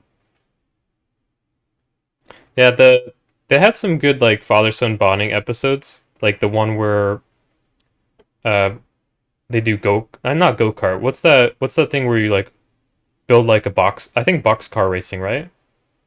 You build Yeah, like a wooden car thing, and then you just ride it down a slope, race it against some other kids. So I think I don't remember too much about that episode, other than I think they had Martin help him build it because Martin's like always winning the competitions because he builds like these super aerodynamic box cars, and Homer builds like a really shitty one because he doesn't know what he's doing. And I think I don't remember whose car it was, but one of the cars like bursts in flames at the end of the race. I think Martin's car, and I think that's how Bart wins the race. Any other episodes? Think whatever. I mean, just Uh, whatever comes to your head, man. hmm. Anything memorable? There's so many, I'm sure. Yeah, I mean they kind of blend into one. There's a few. There's a lot of. I guess it's more details. I remember like I was Itchy and Scratchy was kind of violent for like Itchy and Scratchy was really violent. Like that was always the joke, is that they're just watching insanely violent cartoons. I know, but like even like I'm sure they used to actually show kind of gore, right? Oh yeah, they're all gory. No, they dialed back eventually, but like All the good ones in the good yeah, episodes are really gory. Because but like yeah, it's just the whole running joke is like, it's you know, there's like a there's a big campaign about like violent cartoons for kids and stuff. You know, like the violent video games are bad for kids, whatever movement that was sort of more popular back then. It was sort of like the same thing like that. So they were poking fun at those people by just making the cartoons ridiculously violent. yeah. But I do remember, speaking of Itchy and Scratchy, there's that one episode where Bart finds like the first Itchy and Scratchy episode ever, and the guy who originally made Itchy and Scratchy, but it got stolen from him by this other guy who is like in charge of the company now, and they go to court and try to prove it. Have you seen that one? Yeah, maybe, probably. It's like this old film reel. It's, you know, because like Itchy and Scratchy is like a direct parody of like Walt Disney and Mickey Mouse. Yeah, So they find like some first Itchy and Scratchy, and it's like a early 1900s Mickey Mouse cartoon kind of thing. Do you remember the lawyer, the bad lawyer, not the Walt Disney lawyer? yeah. Is fucking He's he's probably one of the best characters on the show, I have to say, man. He just has so many good one-liners. I think I heard the voice actor for him passed away though. Like I don't remember when, but I think a couple of years ago. That's pretty sad. yeah, a lot of them have now, or at least quite a few. The show's been running since literally 1989, I think. It's quite impressive, man. Honestly, like, yeah, I know the later episodes suck, but it's interesting how long it's just been going on. It's changed quite a bit. Like, do you remember when they killed off Flanders' wife? Yeah. I was That always was really shocked by that, you know? yeah. It was just It must have so blatant, and then it's like, oh yeah, she's not coming back. She's actually dead. And the way she dies, dude. yeah. You The T cannon. the t-shirt cannon just knocks her off like the bleachers, and she's just dead. Like, Did they get rid of him? Did they get rid of him because do you think like she had an argument with like production or some shit? Because that's like you know, that's a good question. I never actually looked into the reason why she was written off. I feel like with things like that, usually it's just of like It's usually because either the voice actor dies or she stops working for the show. That's what I usually think it is. Yeah, you can look it up right now. I'm doing it now.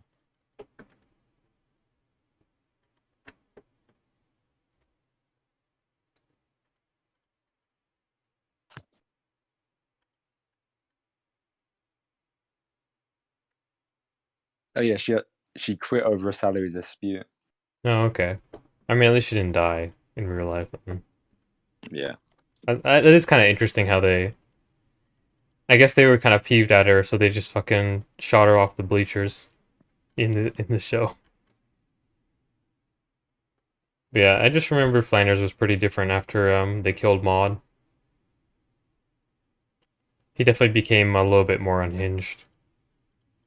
Like there's that one episode where a storm, I think maybe a hurricane, runs through Springfield, and it miraculously like these all the buildings and houses untouched except for his. His gets completely totaled, and he's this is like where he's kind of like finally feeling fed up with all the Springfield people because they decide to get together and it's like, oh, you know what, Flanders, don't worry, we'll build you a new house, but the house they build is like just ridiculously bad. It's just like the rooms are completely the wrong size and stuff, and it's just breaking down. And he just gets really, really frustrated, and he goes off on all of them. So he breaks the nice guy thing.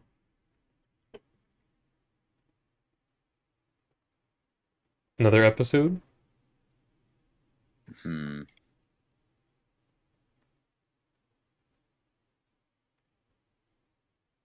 It's got to be so many. You can just pick one in your head. I'm honestly like there's one where they try and jump the canyon on the skateboard or whatever, and Homer does it inside a bar. That And might be a season 1 episode, honestly. That's super early, isn't it? Are you looking it up? I'm trying to figure out the name. Yeah, I don't remember the name either. I don't really remember what happened in that episode to lead up to that. Daredevil. Part the Daredevil. Yeah, I think Yeah. it's like Homer going to try to stop him, and then he stops him, but he accidentally gets on the skateboard and ends up jumping the canyon.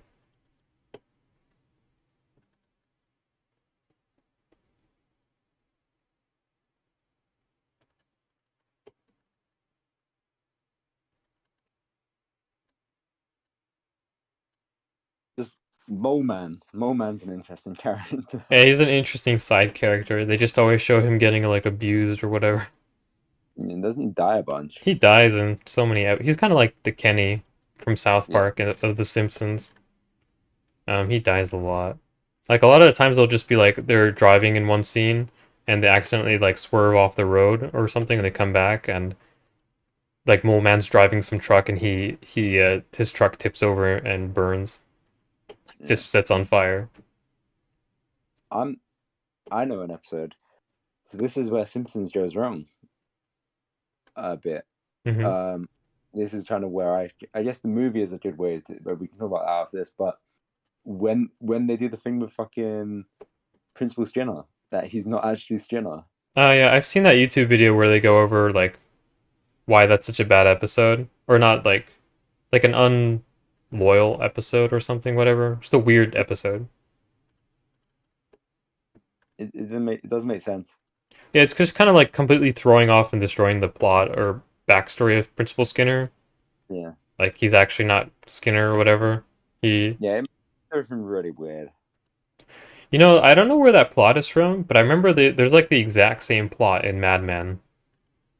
Oh well, yeah, but yeah. Yeah, you seen that?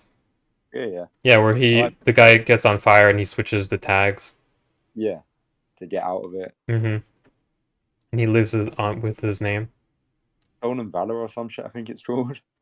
Maybe not. I don't know. I think Stolen Valor is where you claim awards that you didn't actually do. So like you claim like your Purple Heart when you didn't get the Purple Heart.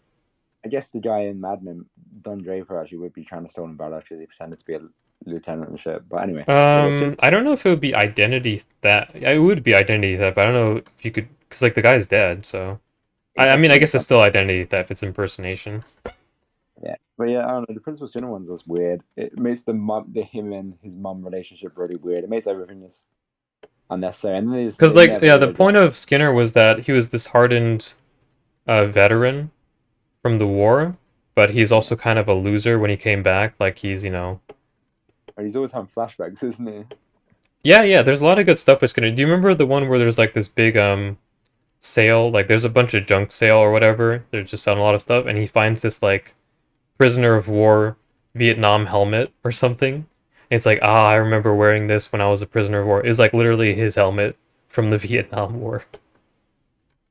And he has some nice interactions with like the weapons store guy. They always talk about like back in Nam. Yeah.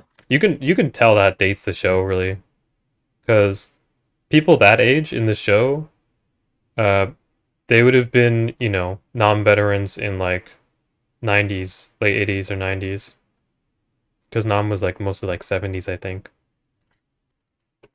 But now it's just super long ago. But yeah, it was like kind of the tipping point. And then after that, there's like a lot of asshole Homer characters or episodes. Yeah. Okay, so we are back after a slight jump cut.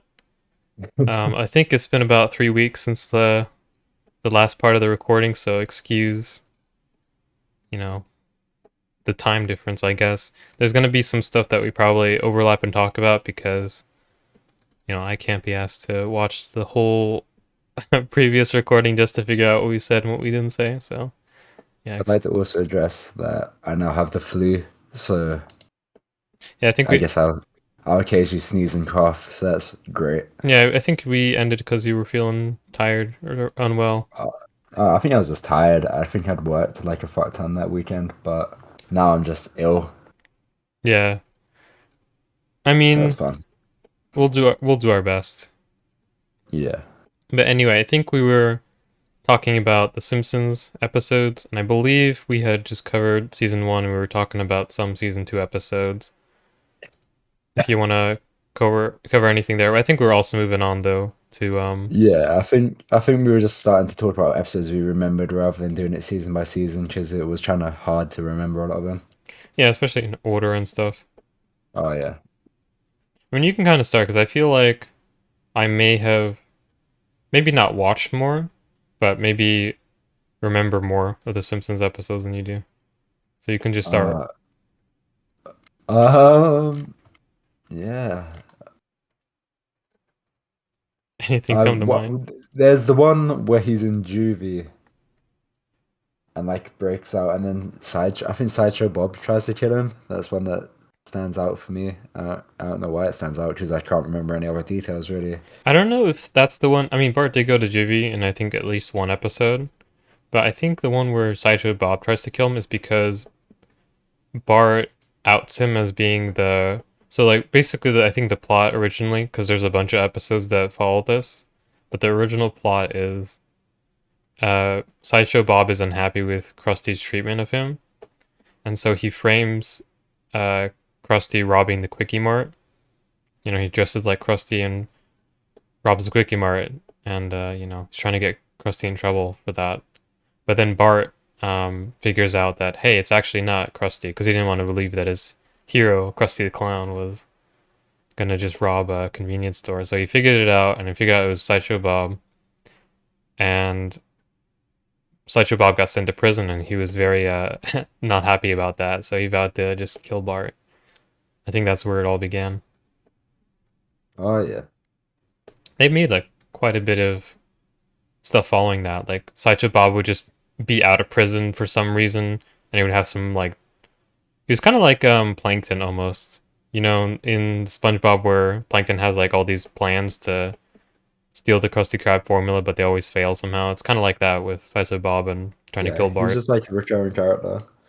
Yeah, he was. He was pretty involved. I don't know if they've stopped using him. I have no idea what's going on with. Did he die? Did his actor die? I don't remember hearing anything like that. Who knows, man? At this point, kind of everyone seems to be dying in it. It's been around for like fucking billion years. Yeah, I mean, we're talking like the show's been running for what, 40 years? Not 40, but Nah, not 30, 40, man. 30, 30 years plus. There's definitely over 30 seasons. I Yeah, think they it's make old. one a No, year. I'm gonna say I can check this pretty easily. They started in 1990. Well, actually, 1989 was the first episode, but let's say 1990 because it was December. So 1990, what is that? 32 years. Fucking hell. 32 years. So yeah, in a 32-year show, there's going to be some people that just pass away. I think we were talking about this in the previous recording too. I think Yeah. we mentioned that Edna Krabappel, Bart's teacher, died as well, the voice actress. Yeah. I don't remember what they do with her on the show though. Like, I think they just stopped making episodes with her, but she was I kind of reckon just there in the background. I reckon they wouldn't have anyone else voice her. Like after that long, it's kind of like, I yo, think, what yeah, the hell? that's You're what they singing decided to first. do, yeah. Meanwhile, SpongeBob, someone is gonna impersonate him. How dare they? Have you heard the new voice, out of curiosity? Nah, nope. But like, I just, I wonder how different it's going to sound, or if someone can actually do it really well. I reckon they'll be able, you can definitely find someone who can do it really well. It's just I imagine it's just big bucks, so they'll big attract back. the people who are the best voice actors, I guess. Yeah. Um, yeah, that was a good episode. It started off a lot of the other episodes that were also good. I don't know when that would have been, but I have a feeling like it's maybe 3, 4, season 5 episode. Because a lot of the good episodes were that we are super famous or from those seasons. That's where they actually started a lot of new recurring characters in those seasons. Because I think, Yeah. season 1 was more like them experimenting with the show. And then season 2 was like, they're kind of getting into the characters' actual personalities and they were just focusing on individual like character stories for the family and different things that happen, like the one fish, blowfish, whatever the episode was called. That's the one where he eats the poison fish. We are talking about that. Yeah. But I think after that they started writing in like more elaborate plots, like where they had different recurring characters, plots, going multiple ways, and that kind of thing that you see on sitcoms usually, where there's like two concurrent plots going on. They were doing a lot of that. So yeah, that's one episode. You can name another. I guess we'll just keep going like that. If you run out, then I'll start naming something. Uh, man. Oh, the Who Shot Mr. Burns episode. Dude, Oh that was yeah, actually that was also in that was a two-parter, but also it was a two-part split across the end of one season and the start of another season. yeah. It was the cliffhanger that they would leave the seasons off. I remember I read about that. I don't think I've actually watched too much of Who Shot Mr. Burns. For some reason, I was never super interested in it, but I remember people liked it at the time. Yeah, I mean, it was a longer episode. It was just an episode. Like I liked it. I think yeah, it went on through each season for most of them until they resolved it. I think it was only two episodes. Maybe. Uh Yeah, yeah, yeah. It was part one and part two. oh yeah, okay. Do you I mean at risk of spoilers, I don't know if anyone If watching you this haven't characters. seen the episode from 1995's The Simpsons, skip 20 seconds into the future. Okay, okay. It's Maggie. It ends up being Maggie because Burns steals her lollipop and is like as weak as Maggie. So, and eventually she somehow gets hold of a gun. I forget how, and shoots Burns. I thought that was always the intro, but I guess it's actually the ending that I saw then because I did remember Maggie shooting Mr. Burns and it was like the person you least suspect kind of thing. Yeah. But yeah, okay, that's cool. Um Oh, talk about Maggie. Do you remember that episode where it goes to the future and it's like Bart's living underwater as like a deadbeat, and like Maggie has a boyfriend, and like I think Lisa's doing really good. I think. there's actually a lot of future episodes where they show them like, 20 years in the future, 10, 15 years in the future. I think there's like the first one though. It's like the one where they're living underwater and stuff. Not the one where like Homer's smoking weed and stuff. I think that was after I stopped watching Simpsons, where Homer is like smoking from a bong or some shit. I think that was in the later seasons where Homer has like narcolepsy now and he gets the his sleep medication or whatever is the weed. They show him getting Yeah, high. I don't think I've seen that. I just remember seeing photos of it and thinking, so that's where we're at. Yeah, I don't think I've seen the episode either. I don't know, man. It's pretty cool. Homer Simpson smoke weed. Haha. Bro, literally. Weed. Weird. But Yeah, yeah, no, I never saw that one. But I remember the original Future one that I'm thinking of. I really like that episode. I don't remember too many of the future episodes, honestly. I don't even remember that one. I didn't even realize there was other ones. Do you remember anything like specific about it besides what you said? It was pretty depressing. I remember the thing I remember about it was that Maggie still didn't speak. Really? I think it was a bit of a parody of Back to the Future as well, if I remember. But like, yeah, Maggie still didn't speak in the episode. Just that I think that was the notable thing was like Maggie takes off the dummy and then still doesn't say anything. Or she doesn't have it. I don't know, but I remember maybe she has a dummy still, maybe she doesn't. But she's at the dinner table with like Marge and Homer and stuff, and goes to say something and then it ends. Oh, yeah, okay. And I think I remember this is probably not the same episode, but there's a future episode where I think in most of them Bart's just like a bum, and then Lisa's like really successful is the thing they Yeah, go yeah, for. yeah. No, Like that's Lisa's literally like the president of the United States in one of them, I think. Um, which is kind of funny because I think I remember at the time, I think they were modeling her being like an adult and being president as like Hillary Clinton. She kind of like oh yeah, had the yeah, same yeah. haircut and stuff with the And the pantsuit and all that. yeah, that was funny.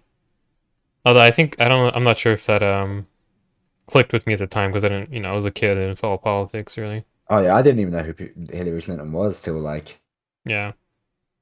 whenever she went for the election. But now when I see clips of like, the old election where she was in, I guess the recent election actually, she was also running. But yeah, they make lots of references like that, just very subtly. They just make the characters parodies of real people.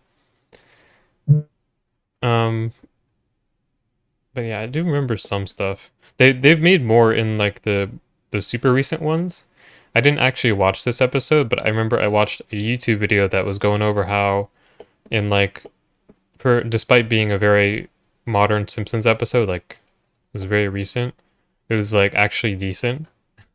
And he was like intrigued by it, so he made like an analysis video on it, and I watched a little bit of that. It was interesting, but it was Was it like 24 frames of Nick by any chance, or someone else? I don't remember the YouTuber's name, but if he makes that kind of video He regular, like, I think he did a video on reviewing every single Simpsons episode. really, I haven't seen that one, but I think I've seen the thumbnail for it. Yeah, I think um this was like also a parody, like it was just like a parody of some movie or whatever, but it kind of showed everyone in modern life. And I remember it was like a house party at the Simpsons house, and there was like Homer, but he was like older and stuff. He was probably like in his 50s, mid 50s, I guess, considering Bart's age. Bart was like a teenager, late teenager. But I don't remember too much about it. I just wanted to point out because there's been a lot of future episodes, so they get kind of mixed up when you start thinking about all of them. Yeah. Anything else? We can just keep going. Yeah. You remember the episode where Milhouse's parents first get divorced? I think I do, and I think that's the episode where they're like invited to the Simpsons house for like dinner or something, and they're just like constantly fighting. And they Yeah, have yeah. that like one scene where they're playing like charades or something, and like they completely don't understand each other's drawings. And it wasn't charades, it was like drawing and guess what it is, that game. They completely don't understand each other. They get divorced, and I think maybe it wasn't this episode, maybe it was like a spin-off episode or like a continuation. But do you remember when Milhouse's dad makes like he moves out and he's like a single man in an apartment, and he works on like his music career, and his album is Can I Borrow a Feelin'? He was trying to become this like um pop rock star kind of guy. Is that the same episode where Milhouse went at his mum's, like starts dressing like I guess what you would be considered cool at the time, and like has less and less time for Bart? Milhouse? Yeah, there's an episode. I think it's either the divorce episode or the one you're describing where when his parents move out, when he stays at his mum's place, he like wears like cool streetwear clothes. I guess I'm not sure I've seen that one. I'm pretty sure that's a divorce episode. Yeah, I think there was like I'm sure there's some effect on Milhouse that they covered in that episode. But I just remember is like Milhouse's dad moving out and Homer kind of like checking up on him. I remember he's like in some really dingy motel-y kind of thing, and he's showing off to Homer that he has a race car bed, and he asks Homer's like, "Well, what kind of bed do you sleep in?" It's like, "I sleep in a bed with my wife at night," and he's like, "Oh." And then like Homer kind of is just like, "Ah, what a loser." And then Milhouse's dad is, explaining to him like, "Oh, I should have tried harder in my marriage. I should have stayed in shape. I should have listened to her more. I should have, helped out more, whatever." And then Homer's like, "Yeah, man, you got to do that." And then as he's walking back, he realizes that Homer realizes that he pretty much is doing the same shit. He's like being very neglectful in his marriage, careless. Yeah. He's like, and then he comes home and he's like, Marge is out for some reason, and so she just left him a pack of hot dogs in the sink to defrost. It's like, this is your dinner, and that's like literally what Milhouse's dad said was one of the Yeah. things that happened. He's like, I'm gonna get Marge is gonna leave me, and then I think there's this, continuation to that on the same episode. That's the part I remember mostly from that. But yeah, they did pretty much keep that up through the whole series. That Milhouse has like a broken family, which is interesting because Despite like how neurotic the Simpsons family is, they are actually like always together and a good family. And Marge and Homer's relationship is pretty much always good throughout the series. Like there's a couple episodes where they have like some kind of strife, but it's always worked out in the end. Yeah. Like, do you remember the one where Homer almost cheats on Marge? Where they like show I forgot what the girl's name was, but it's like a new employee at the power plant, and it's like this perfect. It's like Homer's ideal girl. She likes all the things that he likes, and she's beautiful, and she's like very friendly with him, and he's like, oh man, what do I do? You know, I have Marge. I shouldn't be doing this, whatever. And then at the end, they show him like, you know what? Sorry, but I'm gonna stick with Marge or something. It was the, I don't, that might have been an episode or season 2, right? If you remember that. Maybe it rings a bell for sure. I just remember that was like when I watched the commentaries, because there's like for a while on the Fox site, I think you could watch all the Simpsons episodes for free, and you could turn on the director's commentary. And I remember them saying that that was one of the things they wanted to keep consistent through all the episodes. They wanted uh they didn't want to mess too much with like Homer and Marge's relationship. But that was like one of the episodes where they were experimenting with something. Is there anything else you remember in terms of episodes? Honestly, not really, man. If you guys talk about episodes you remember, I'll be able to like maybe talk about them. But I thought I remembered way more about Simpsons, but I think it's just there's so many fucking episodes, and a lot of them are the same. But yeah, the episode not the same, but like similar premises. But the episode I was talking about was called Millhouse Doesn't Live Here Anymore. Milhouse doesn't live here anymore. Doesn't he stay at his mom's or something? Or Yeah, that's the one I'm wait, no, I and yeah, think he that like maybe the mom changes her name back. and he definitely moves out and like he like gets a chain with an M on and like changes his hair and this and that and like Oh, stops really? liking Bart as much. Damn, I don't remember that part of the episode at all.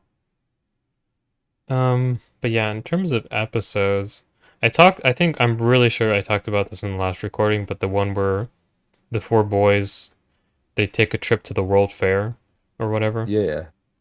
Yeah. I remember that episode pretty well. But also, um, there's a couple episodes where it's like mainly about Bart and maybe sometimes his friends, which is kind of interesting because like I think they flip flop a lot whether Nelson is like part of Bart's friend group or whether Nelson is just like part of the bullies. Like you know the other bullies. There's like three of them I think. Yeah. Kearney and whoever. I forget their names, but you know. I also love the running gag that Kearney is like 30 plus years old or something. He has like a 8-year-old son or something,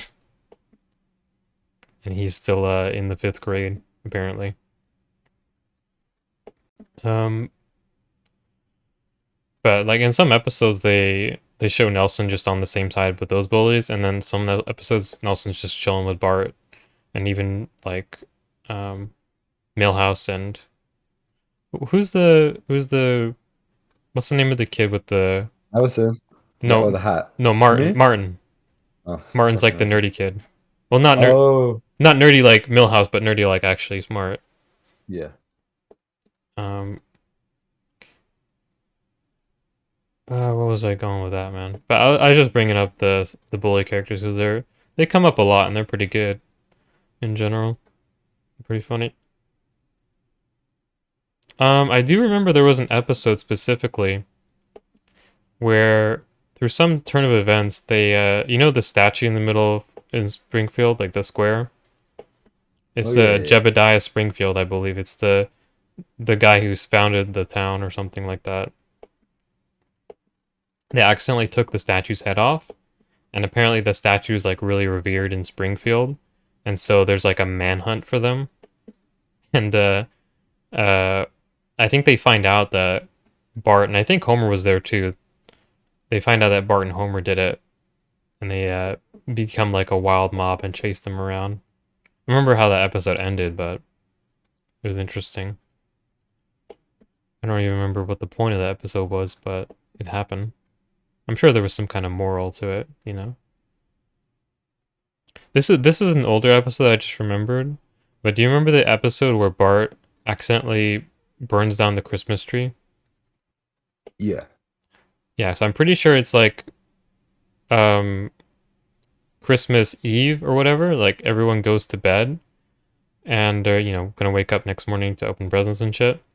And so Bart decides like he wants to wake up really early, and to make sure he wakes up early, he's like, I'm gonna use this old Indian technique where you drink like 6 glasses of water, so you have to pee and you wake yourself up. And then he does that, and he gets up and he's up before everyone else, and then he's like, let me just, open my present without, everybody else. So I don't really want to see it first. And he does that, and it's like a fire truck or something. And he's messing around with it. And for some reason, I don't know how this actually happens, but he's messing around with the fire truck and it hits a tree. And for some reason, the tree catches on fire and it starts melting the other presents. And he like panics and he takes the tree out into the front, where there's snow, and he like sort of buries it under there. And then when the family wakes up, they're like, "Wait, what happened to the Christmas tree?" And then Bart's, makes up a story saying that like a burglar came and stole it.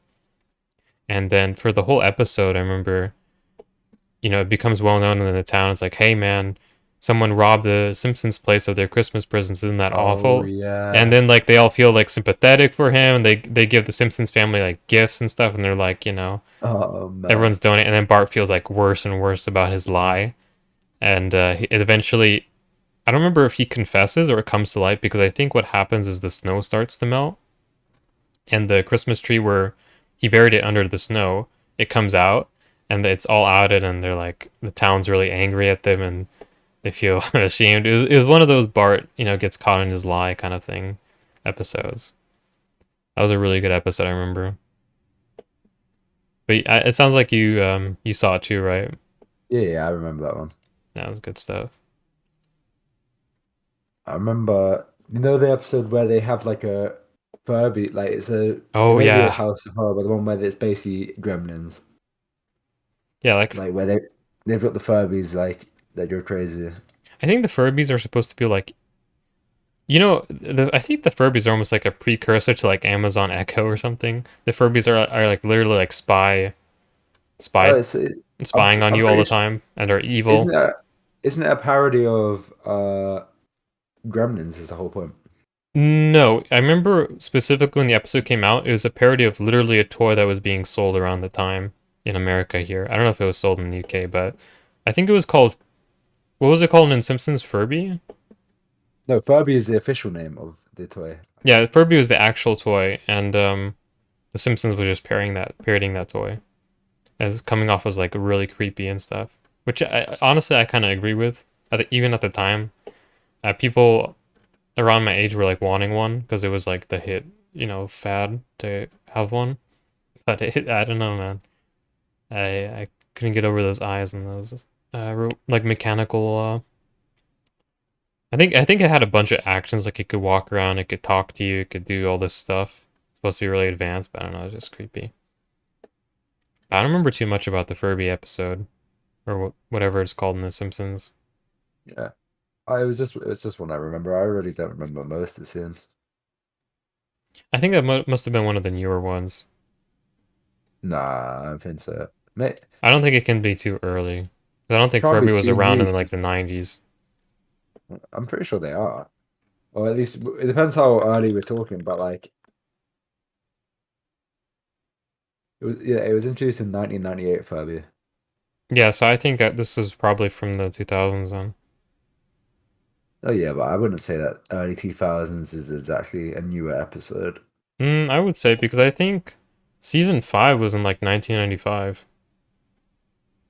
Yeah, So I guess. I consider like post season 5, season 6. Some people go up to season 8 for like when Simpsons was good. But for me, it's like season 5 was the peak, and then everything else was like starting to go down after that. But yeah, um,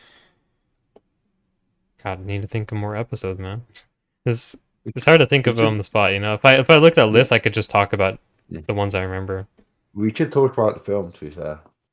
Yeah, I guess we can move on to the film because the film is Yeah. pretty influential in terms of Simpsons history. I think the film is just yeah. I mean, it's the thing I remember the most about The Simpsons now. Do you want to do a Simpsons movie synopsis? Try your I hand. will try that. Okay.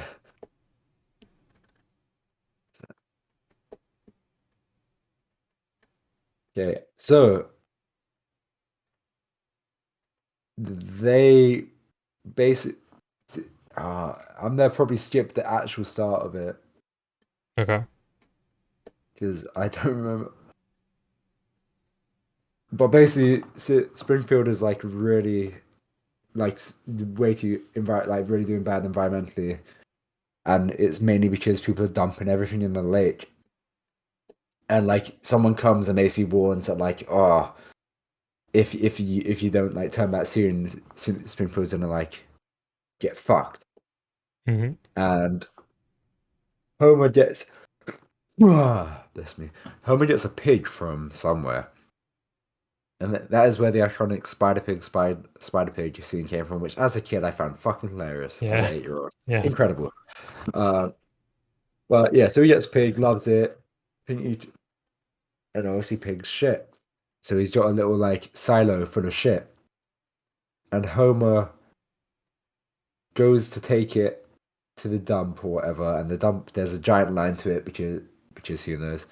And I don't know if he meant to or if it was accidental, I don't remember. And he accidentally drops the silo into the lake, and that pushes the lake over, and the lake starts like bubbling black and like frothing and going insane, and that causes the government to get involved and put a giant dome over the Simpsons. I mean, over Springfield, and essentially the guy running like the company with the giant dome, just wants to blow up Springfield for some reason, and yeah, is about to try. Wait, actually, no, wait. The dome is later, I guess, because they managed to. Ah, no, no, no. Okay, yeah, no. The dome happens. Everyone's really mad at everything's going shit. Like the town's doing shit because yeah, they're stuck under a dome, which I think is a parody. Well, not I guess a reference parody to the film or book, The Dome. Oh, really? I've Uh, never heard of that. yeah, yeah, yeah. Yeah, it's literally just same premise, giant dome put over town. Maybe not exact same premise, obviously, minus like pig shit and stuff, but yeah, it's a reference to the dome. So it just goes to shit. They manage to I guess the dome doesn't go too deep and they manage they find it Maggie finds a sand pit that's like a magic sand pit for some reason that lets them get out of the dome and they all move to Alastra. And no one wants to be there. No one wants to abandon Springfield. And Homer's like trying to just do it, but like everyone else is miserable. There's a bit of like conflict, and I don't know if Bart stay. No, I think Bart doesn't stay, but they eventually go back, and Bart literally just doesn't want Homer to be his dad. He starts like living with Flanders and pretending he's his dad. Then, uh, they decide they're gonna bomb Springfield because all the plans were basically just the guy was like, oh, here are loads of plans to. I think Arnold, the guy who like parodies Arnie is the president, was just like, oh, let's choose one, and he chooses the one that is the bomb by accident, which is the guy would do that, wanted to do it anyway. So they go to bomb it. Homer won a motorcycle earlier at this like challenge where you motorbike around the ring to win a car or some shit. Or maybe win the bike. Anyway, so he does that. He goes up the dome with Bart. And Ned's like, go to him, Bart. And Bart respects his dad again. And they catch the bomb and they throw it. And it almost falls back in, but it doesn't. It blows up. They get out the dome. The world is saved. That's pretty good, man. I That's know. uh, I'm surprised by it. I I remember more than I thought. there's a couple of small details that I think are different. So I think what happens in the beginning is they're realizing Springfield's toxicity levels are way too high because of all the dumping, like you said. And then what Yeah. happens is the whole town gets together and like actually actively cleans up. They actually make it, safe and stuff. But then Homer, I think, has the pig for whatever reason. He needs to go dump it, and then for some reason he can't dump it at the dump or whatever, and he gets like panicky, and he ends up. I don't know if it was by accident, like maybe the silo slips, like you said, or if it was intentional, like, and he just didn't. I'm pretty sure Homer just didn't get the memo that they were all cleaning up or whatever. And so he does that, and because of that, that pushes it to the limit. The EPA actually detects that, and they decide to lock Springfield down in the dome because it's so toxic. Yeah. And I actually don't remember if so like the president guy, the EPA guy comes to him and he said, "Hey, we need to do something about Springfield," and he has like a folder.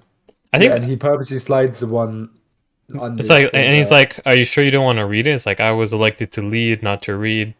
This is the famous line, Yeah. which is very fitting for a politician. Because like, Oh, I just say, some man, politicians don't read. no man, you seen Right. you seen those Congress bills, man? They're like 150 fucking pages. Nope. I don't think anyone reads them. Maybe like one or two No, people. I don't even know what Congress is. Congress is like part of the government that decides bills and laws. Oh, okay. Yeah, but the EPA is like a separate government agency that is the Environmental Protection Agency.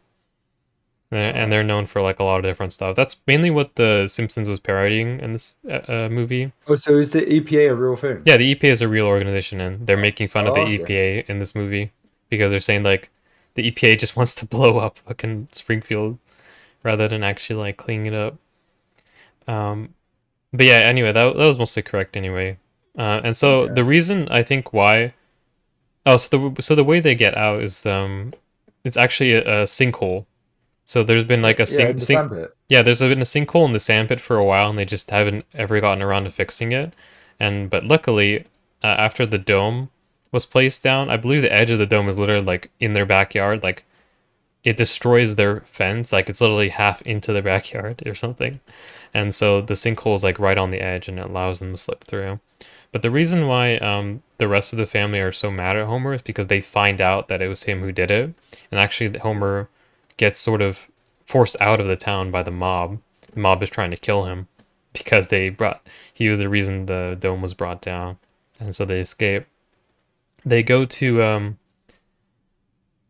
so I don't know if this was immediately, but I think they eventually go out to Alaska No, because definitely immediately go to Alaska. Because I remember it looks really nice. They've got the poster that they stick on the. yeah, Homer Because I sticks the remember they poster stick on, the and poster. like the poster like falls off, and he's like, "Oh shit, it's still on," and it's like, no, they're actually just there.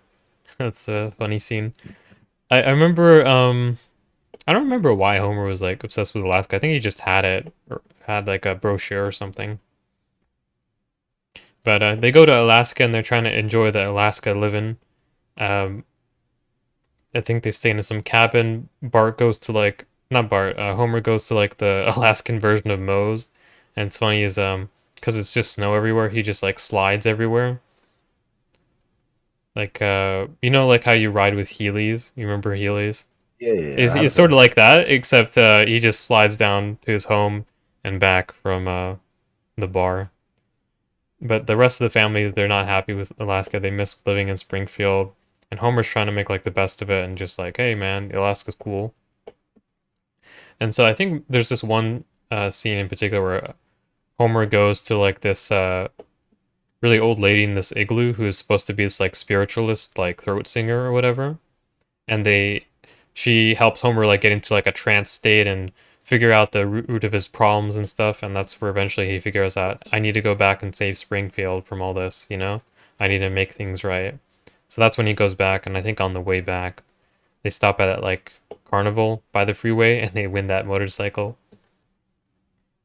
And I don't remember the ending specifically. There's like this whole big ending scene where the EPA is trying to, helicopter the bomb inside, and Homer eventually kicks it out. But yeah, that was a Simpsons movie. I thought it was pretty good. I've seen it a couple times. Yeah, that's an intro for you. Did you play the Simpsons movie game on PSP? I've played a Simpsons game. I don't know if it was the Simpsons movie game. Maybe. Simpsons movie game was great. Did you Yeah. play Hit and Run, the driving game? Yeah, I did. I played a lot of Hit and Run. Yeah, yeah, I that never was beat pretty it, good. but Oh, that was a PS2 game if you're to talk about. I feel like we It was- made an honorable mention of it. I'm not I sure. don't think we did. I think I completely forgot Yeah, because I feel like I maybe would we have been did, able yeah. to. Yeah, but Simpsons Hit and Run, that was a great game. Yeah, it was. It's still very famous. Like you can still see people coming back to play it today. I saw one Yeah. guy who was streaming it. Like if you go in the Twitch category, there's still some people who stream it, not even just speedrunners. Like people like doing a casual playthrough because they remember it. But I think the other Simpson game that I played wasn't very good. It was just very generic. Um, More of like a cash cow. You know, it's kind of like the same thing with SpongeBob. There's a bunch of SpongeBob games, but really the best one by far is Battle for Bikini Bottom because they actually put work into it, making an actual good game, not just a cash grab. But I'm pretty sure I've never played the Simpsons movie game. What was it like? If you want to diverge onto that for a little bit.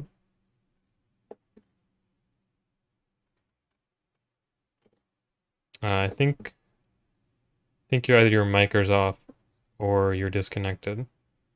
Oh, why? Oh, okay, you're back. I wasn't hearing anything. Oh, I didn't say anything. Well, I asked you a question. Oh, what did you say? I was on that. Okay, sorry. I was asking what the Simpsons movie game was like.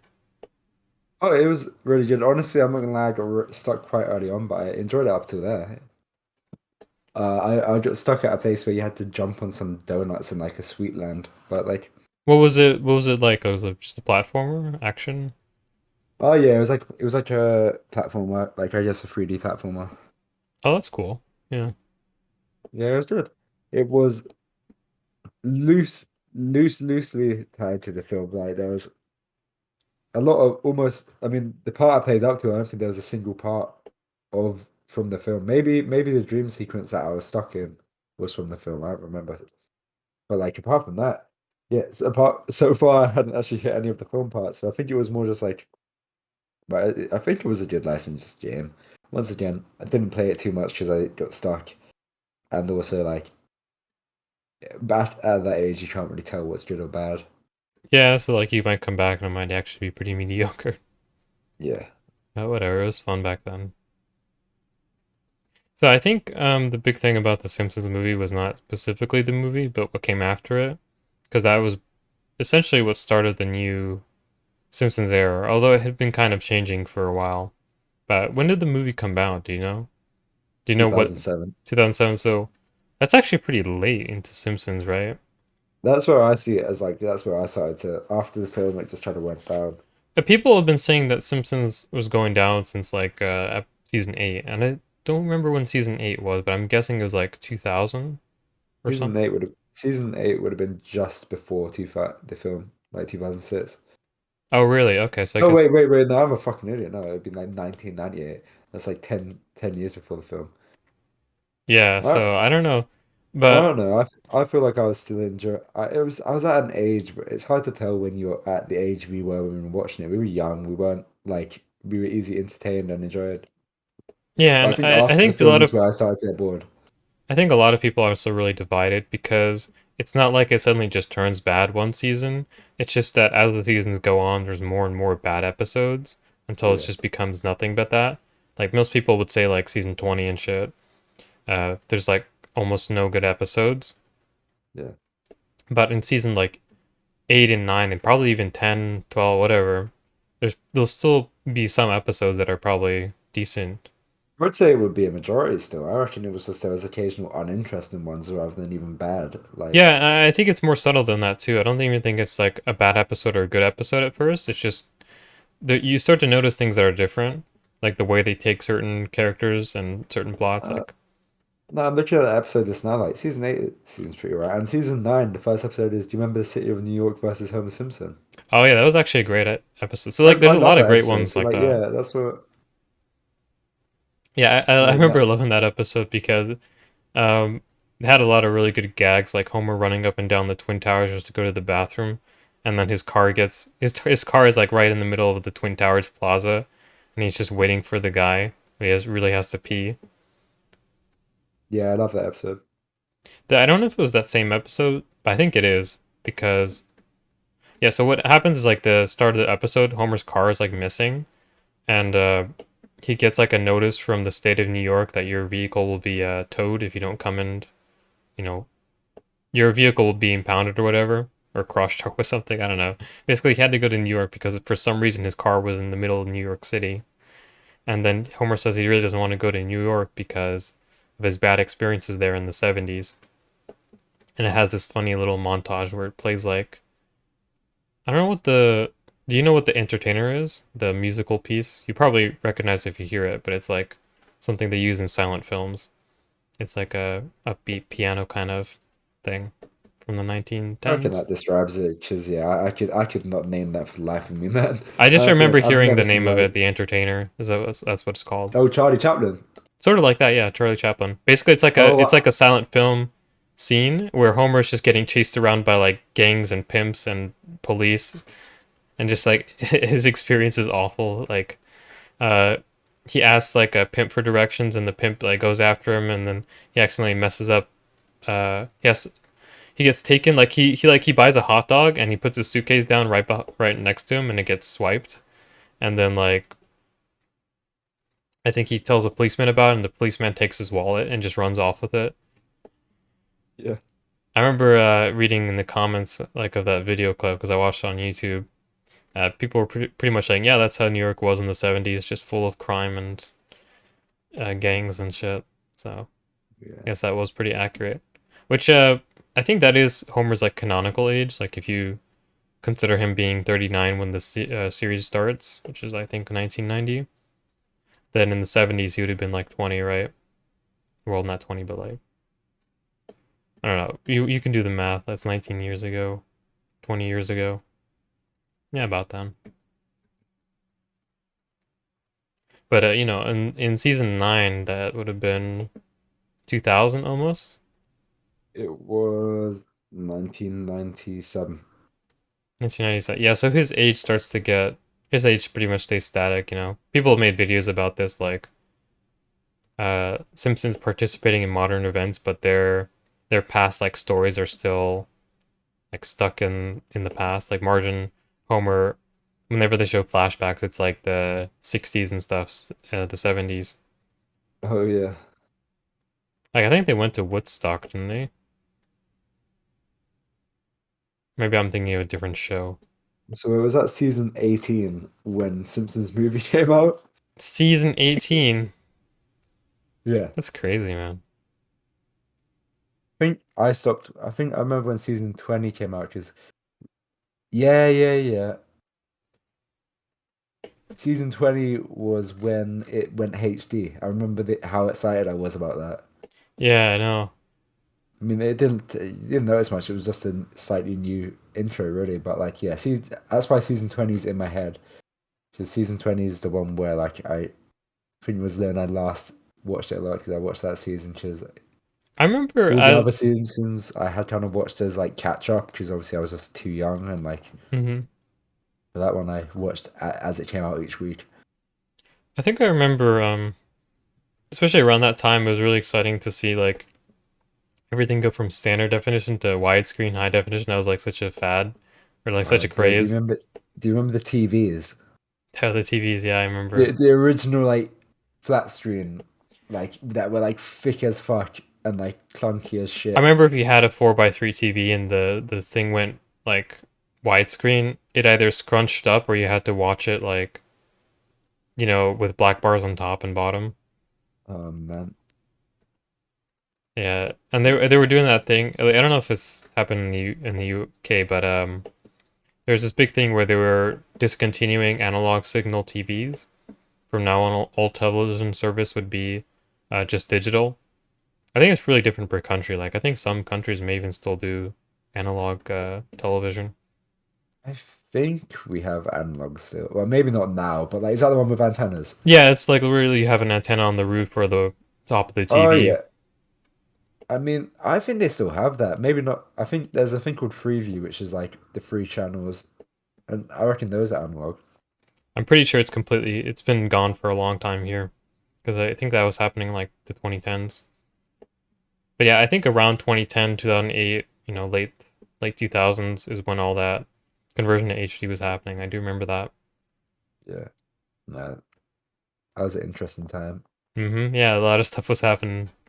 The space race of TVs were like, they were just doing a lot of stupid shit, but something stuck. You remember when they tried to do 3D TVs for a bit? 3D TVs. I think I kind of remember that they sold them with the glasses, right? Yeah, you had to wear like the glasses, and it was just like, no, they're not comfortable, and you get a headache. Fuck off. Yeah, I don't think I ever really used them. I think maybe I had like a friend who had one or something, and I tried it at his house once, but that's it.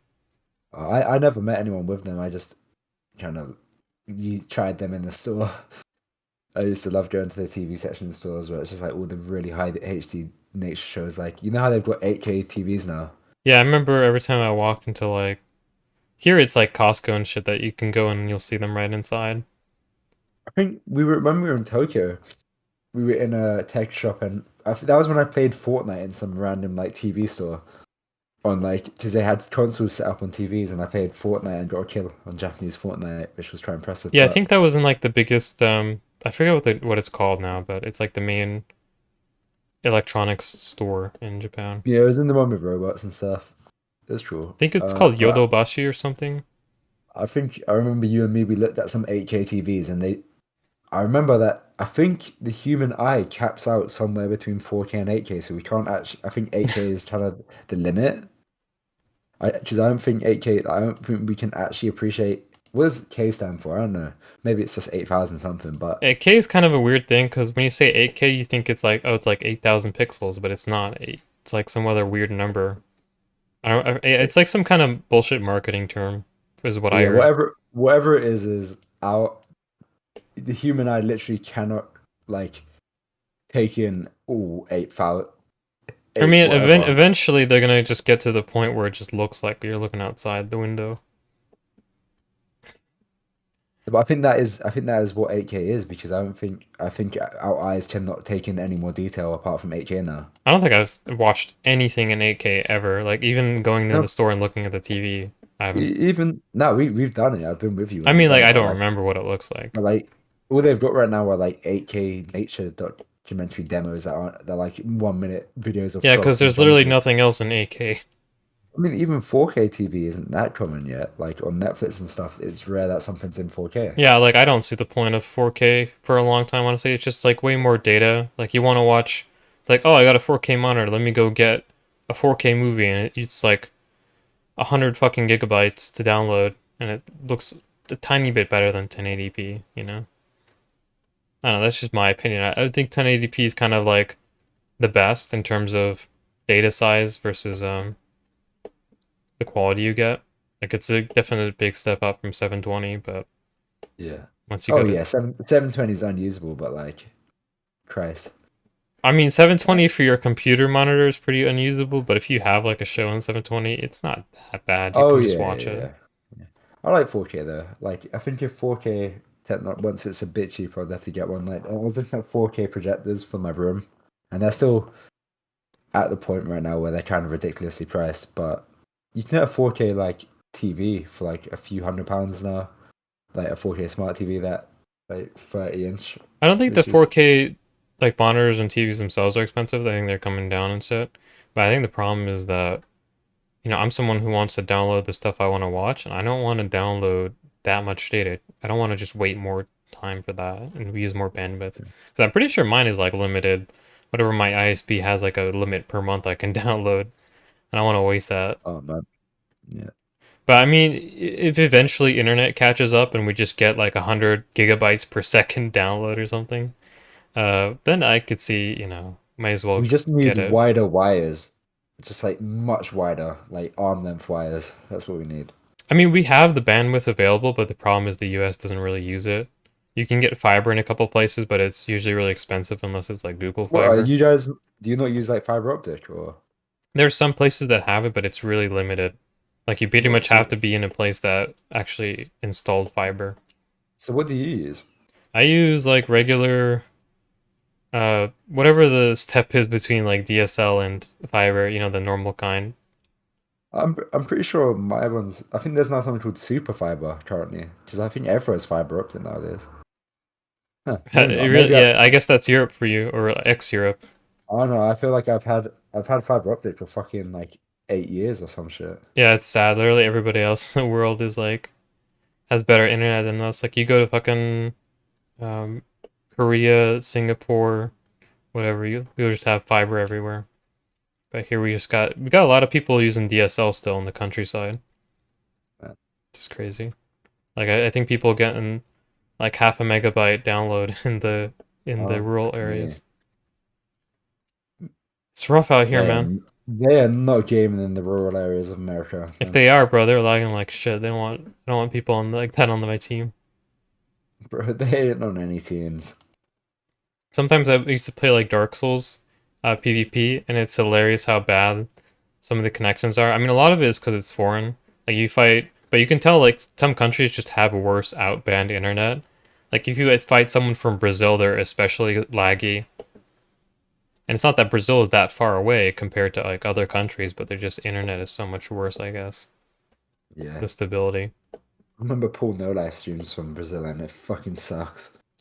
Yeah, I think Brazil just has But terrible. to be fair, his entire setup fucking sucks. He uses his phone as like fucking recording software of him playing like Fortnite on PS4. So yeah, maybe that would explain why his quality of his stream fucking sucks. But Shit, do you remember the Paul? We're really divergent now, but that's okay, I guess. But do you remember like the Paul No Life workout video where he shows his uh, workout routine? I remember that's the one video we watched way back in the day, and it's like we hilarious. watched the well, just you and me watched the Paul No Life workout No, video. no, I don't think I'm not sure if I watched this with you. This might have been before. But this was like in I remember in Vision we watched it, bro. Remember when I was in Vision? Uh, It was I like remember. Have you seen the video of him playing with like toy cows? no, I did not. He's just playing with fucking plastic animals. I totally fucking forgot about Paul No Life existing until now. Something, something remind. Oh, I was out with Blue Bonnet and Basti like a week ago, and something about Paul No Life came off that reminded us in real life, and we just said it. And I think that's why he's on the brain a bit now. Yeah, he just sort of comes up in skilling conversations, like you talk about like past skillers and shit. He's just one of those He, people. he's Sort, legendary, man. That man was fucking. sort of like him and Kaiman and shit, you know? Yeah, they're trying to like god tier, like Paul No Life, Kaiman, DMP. God, DMP. He's still fucking going though. He matched the hardcore Iron Man. Yeah, literally. And he is. It Unbelievable. looks like he still barely knows how to play the game. Like, dude, he was like Yeah, literally trying. Did you see the clip of him trying to make a screen or tile marker and him like just giving up? no. He's like sitting at this farming patch and he's trying to figure out how to make this tile marker, and literally he's using the RuneLite screen marker and he's trying to drag it over the tile and hoping it sticks. And he's like there for like 10 minutes and he just gives up. He's like, nah, I got XP to game, man. So he's never used a tile marker. I guess not, bro. Like, Bro, he is rank 1 no tile markers in. I'd have to see if I can find that clip, man. That's fucking incredible. Let me look for it actually. I This is such a good version in the video. someone actually posted it. You know Posumi in Solus? Yeah. He's like He's an he's an alt ultimate. Iron Man. Yeah, and so he's in this Discord and he linked that clip to someone because I guess to he was out in an argument with him. He's like, dude, you know this guy DMP, you should just become like him. And he linked that clip. Let me see.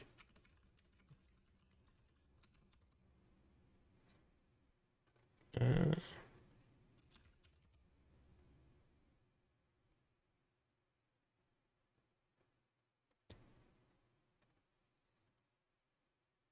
oh yeah, I found it.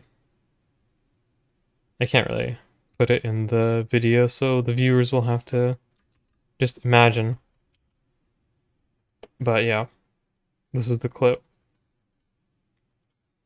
We'll get back to the topic in a second. Sorry for the diversion, guys. It's very important though.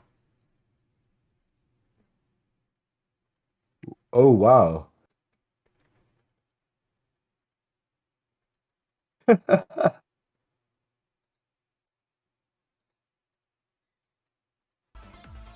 I'm very low tech, man, as you can tell. Screen markers. Okay, here we go. Man. I'm We watching gotta it. hope we gotta hope he doesn't fucking see this, but Jesus Christ, he's got brain damage. There's no chance he hasn't at this point. That is like you can't do that. Like, oh God, fucking bless. This is Okay. like, I don't know if DMP's like Can been I taken. draw in it? I don't know if like DMP's like taking something or is just naturally like that IQ level.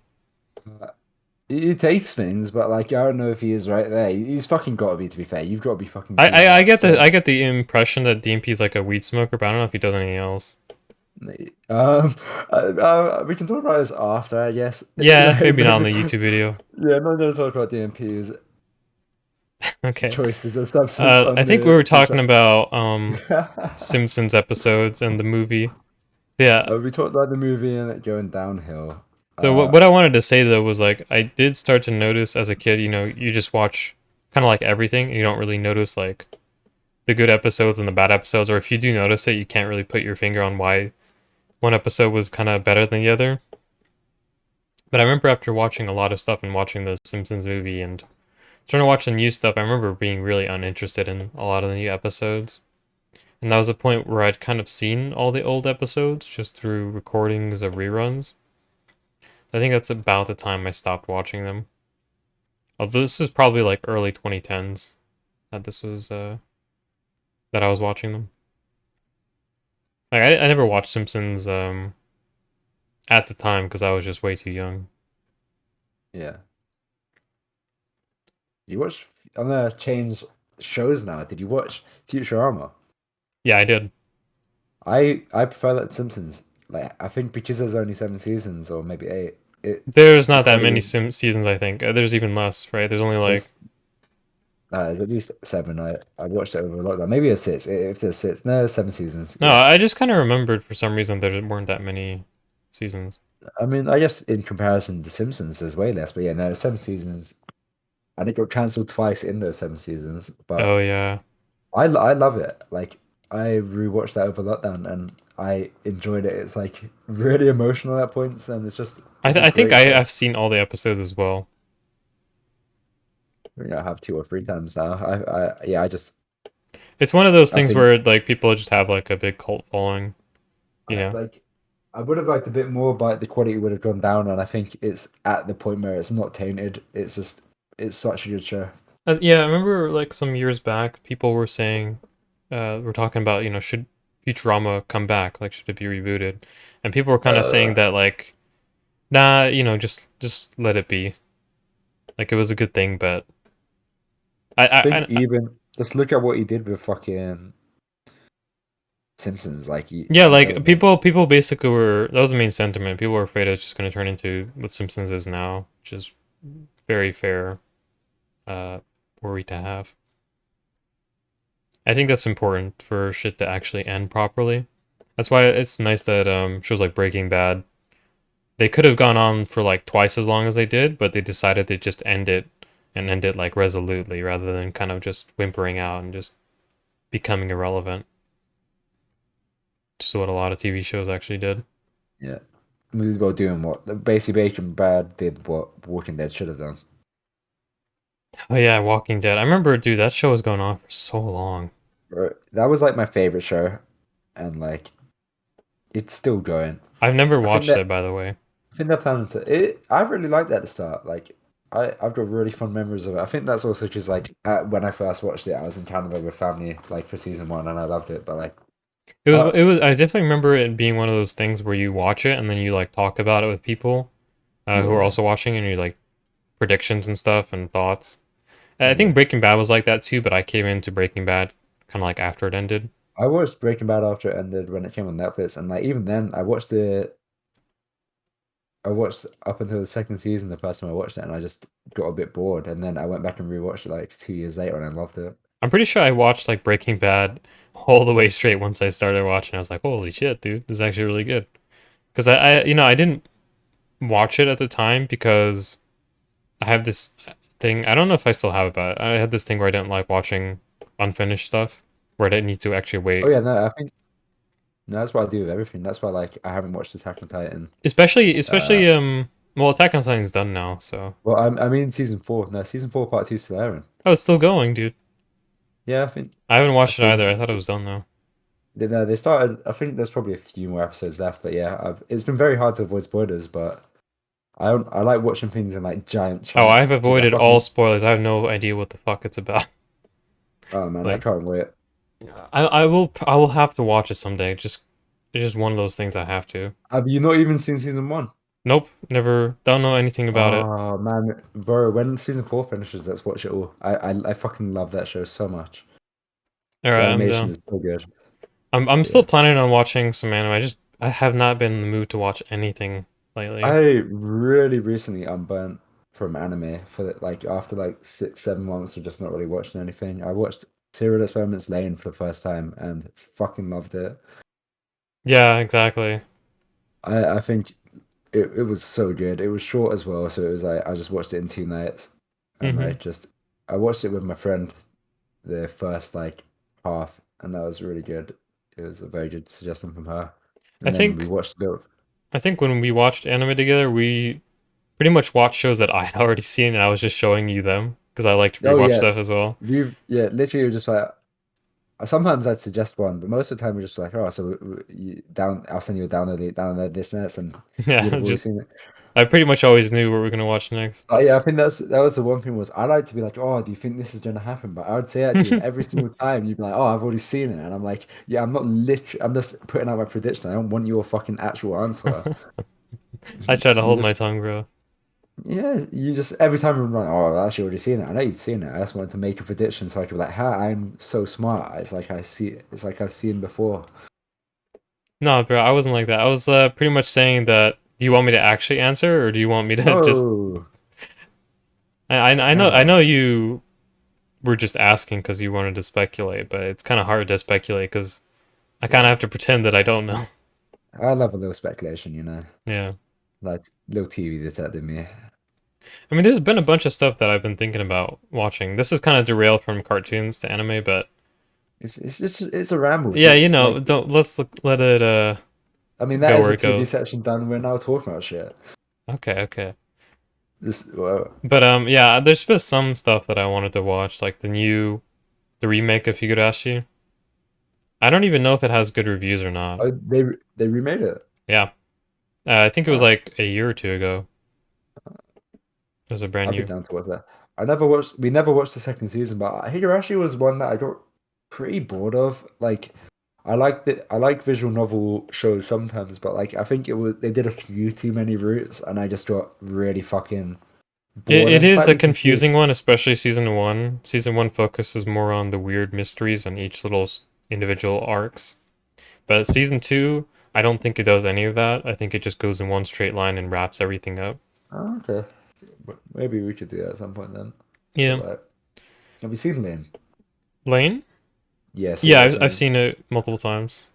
Loved it. Loved it. I'm pretty sure you haven't seen it, but or maybe you have. I don't know. But I really like Ergo Proxy, that sci-fi one. No, I've heard of it, but I've not seen it. I think it's pretty underrated. Like I don't hear anybody ever talk about it or mention it. But it's like it's a nice post-apocalyptic sci-fi kind of thing. I'm probably gonna rewatch it at some point because it's been a long time, but uh, yeah, I still haven't decided. I'm watching some at the moment with my friend. Oh, one at the moment with my friend called Interspecies Reviewer. Oh, I heard about that. Isn't that just the porn one? Yeah, I didn't remember where I'd seen it, but it is so nearly hentai that it's like. But like we've watched 3 episodes, we're gonna finish it. It's like 12 episodes total, but like Yeah, yeah, I for really just don't watch shit like that because it's just so boring. Like there doesn't need to be. It could be one episode, man. no, it's quite funny because at the end of each episode we're just like oh like it's like if you had to, which of the ones would you fuck? Yeah, I mean it's basically just created for that, like literally. Oh yeah, I don't know. It's a bit funny, but it's also yeah, maybe 12 episodes is a bit excessive, Like but you remember you know. Keijo when we watched that? Oh, bro, you know I've rewatched that. I showed a friend, and I rewatched it, and I was like, "Fuck me, this is actually really bad." Yeah, it's like really. I mean, it just kind of goes on too long, you know. Yeah, that's what like. Yeah, and they teased that as season 2 originally, and it was just like, man, No more, please. Yeah, I mean, I don't know. It's kind of weird, right? Like some shit that you see get a season 2, you feel like, why does that get a season 2? And there's this really good show that never Oh gets man, one, you know? there's so many that I'm fucking salty about not getting like another Like season. Watamode never getting a season 2, Akunohana never getting a season 2. They didn't even get a season one. Like they got half. Like season one was like basically half a season. For Akunohana. Yeah, well, I mean it was 13 episodes, but I mean, it was the full episode. It's just in terms of where it left off, you can tell they were planning to actually go hard on the second season, but they never got one. well, yeah, the manga was crazy. It's still like, I mean, it would have needed like way more than another. It would have needed like 3 seasons to finish. I think Akunohana is probably the edgiest manga that's actually gotten an anime adaptation. Not like edgiest one, but like you know that kind of theme of anime where it's just like dark and weird and explores stuff that usually isn't It's, on it's anime. like it's like degenerate. Yeah. Like I mean the only other one I'm thinking of is Denpa Tekina Kanojo, which is it's only 2 episodes. I think it's based off a light novel or something. But it's really weird. Like it's really grotesque. Not like gory necessarily, but very surreal. Have you Yeah. seen it? No, Like you don't know if you've seen it or you just haven't seen it. I do the English translation of the name. I think I mean it's kind of hard to translate cuz it's like slang, but it's kind of like insane or crazy girl. Maybe. Well, maybe It's not. basically so I mean it's not a spoiler, but basically the premise is at least I think in the first episode is there's this girl who believes that she's the reincarnation of like a knight, and she thinks this other guy who's the main character is like the reincarnation of this ancient king or whatever. And then Yeah, I've they not seen that. get and apparently there's some like murder mystery going on, and they start working on that. I haven't seen it, but it sounds actually cool. And it's really good, especially the animation quality. Yeah. I think I watched it with Kaz and Soak a while Uh, back. They liked it. I something Akira no Hana have it. I love the fact that they chose to rotoscope it. I think it really adds to like the grotesqueness of the show. Yeah, sadly that might Just, have been one of the reasons why I didn't get a I second reckon season. that is completely why like because like the actual background quality animation is really really good, but the rotoscoping is just I reckon people would have just taken it at face value rather than like if you read the manga you kind of know why. Well, I just know why it could have also just been, but like I think it's a really cool style choice. Yeah, there's very few rotoscope things. The only other one I Also, could think of ping it pong the animation or there's one movie which I think we watched together where it's Alice in the Murder Case. I don't remember what it's called in English, but it's something like that. But it's about this girl who tries to investigate this murder case, and they go around like the city and stuff trying to follow someone who they think they did it. It's not very serious about that. It's more about like I don't know, sentimental kind of shit going on. yeah. Like I think there's this one episode where or not episode, but like part where she is in the middle of the city and she's trying to get back, and like she finds this like old man, and he's very nice, and like he's willing to take her home and shit. Just stuff like that. But Okay. that was all rotoscope. I remember liking it. I It's a like decent movie. Rotoscope. One of my favorite documentaries is called The Tower. I think that came out 20. Let me see, when did that come out? The Tower. Was it 2017? The Tower was okay, never mind. There's now a mini series that makes it much harder. Documentary. 2016. So it's a 2016 documentary film. And that's where I first saw rotoscoping because it's about the University of Texas shooting. Yeah, Yeah, so it's about that, and it had a lot of interviews, but I think I don't know due to like film damage and stuff, they were damaged, so they rotoscoped the interviews and a lot of footage because there was just lack of footage, so they rotoscoped a lot of it to like give you visuals, that's and I think really it's a great use interesting. of rotoscoping. It's an amazing documentary. I loved it. Yeah, I think the Texas massacre shooting was that the one where it was the guy on the tower with the sniper Yeah, rifle? yeah, yeah. In the 60s. Yeah, I remember hearing about that. Well, like reading about that. Yeah, he killed like 16 people. It's nuts. Mm-hmm. That's actually a really high body count for school shootings and shit. Yeah, Most of them actually only but kill like a couple people. especially for the time. Yeah, Back in my day. back in my day, bro. But yeah, that was my favorite use of rotoscoping. And I that's where don't I kind of recall started seeing it out about it. ever, in like Western media. Yeah, that's about it. But no, you should definitely watch it. It's great. I'll have to at some point if I remember, yeah. Yeah. But I think we can move back to cartoons for a little bit. I mean, we talked about the Chinese cartoons, so that's fine. Still counts. It's Chinese Yeah, cartoons, Chinese yeah. cartoons, bro, you know, Oh yeah. at the slant. Um, Um, we talk about Futurama. Did you ever watch fucking Invader Zim? yeah, bro, that's literally the one I was thinking about mentioning. I Yeah, did Invader watch Zim. Invader Zim, yeah. Yeah, I love that. I might have even Uh, watched it when it was actually coming out, because I watched it super young. It had to have been like early 2000s, 2004 or something. 2005. when did it come out? It came out in 2001. Done once. Yeah, maybe I've seen reruns of it, but I mean, it was still kind of fresh. It wasn't super old yet.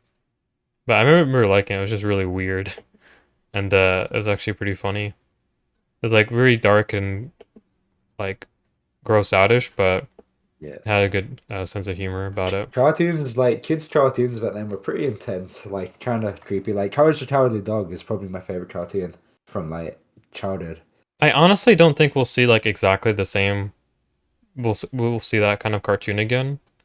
Oh, for sure not. Yeah, like I Oh, mean, people are trying to like do things with cartoons now, but it's more like adult humor. But the thing is, with Invader Zim, it was aimed at kids, but at the same time, it was very different from what was traditionally considered like, kids' cartoons and shit.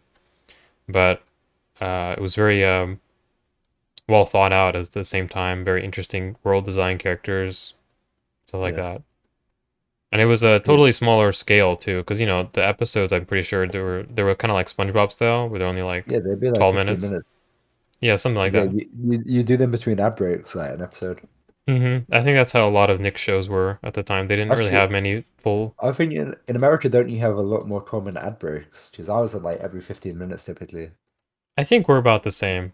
Oh, Because how it works here is if there's a 30-minute episode, there's going to be one ad break at least in the end. But I think as TV went on later and later, they started adding more. That's when TV became yeah. a real pain to watch. Sometimes I've watched shows and there'll be like a clear like thing for an ad break, like 5 minutes every 5 minutes or so, and I'm just like, but in the UK we don't play an ad, so it does that like 3 times before the first ad.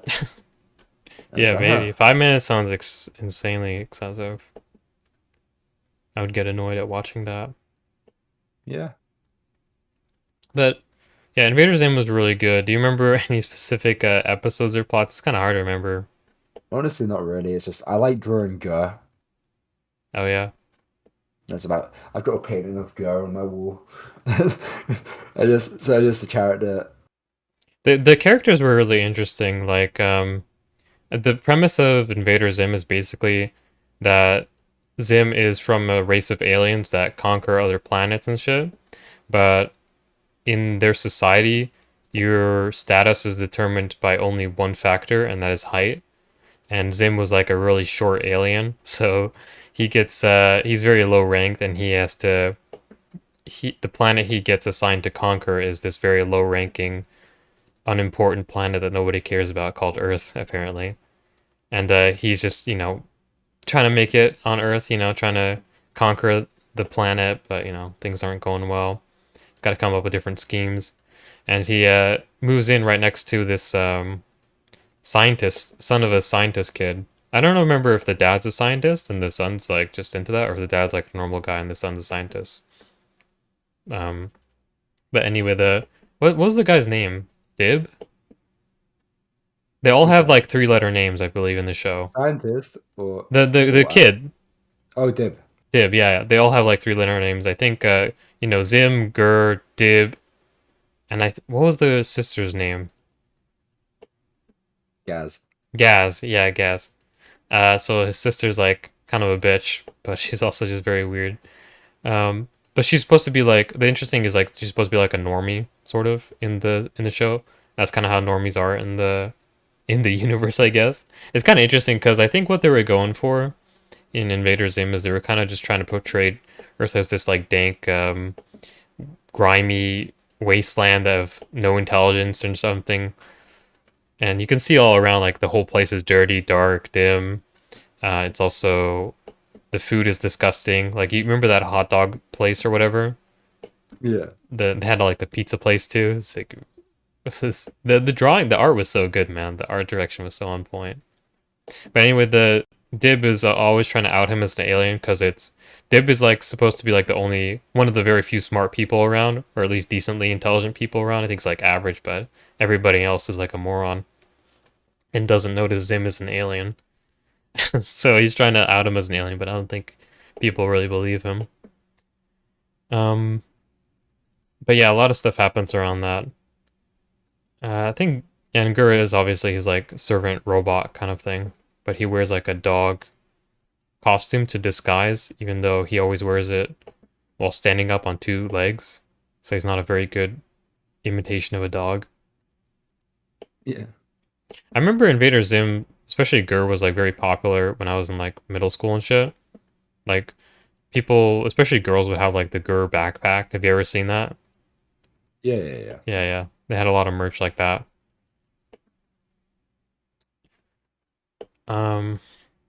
But there were a lot of interest. I should really go back and watch some of those episodes because they were actually really interesting. I just can't remember very much because it's been so long. But they had pretty interesting plots. I think we talked about this before when you basically said you just never watched it, but I think I was the same too. Codename Kids Next Door. Did you watch any of that? No. I watched loads of it. Okay, you watched loads of it, and I just never watched it. Basically, I loved it. I've only Like, seen a few episodes. Sadly, I remember I always wanted to watch it as a kid, but I think I always missed it. Or for a while, I didn't have Cartoon Network, so I didn't really have a way to watch it. I never finished it. Just like it kind of just it started going to like a weird. It started airing at a really weird time, and I just so like it wasn't possible for me to watch it. So like I never finished it, and I would like to. I mean, I wouldn't. I'd like to like read up how it ends and stuff because.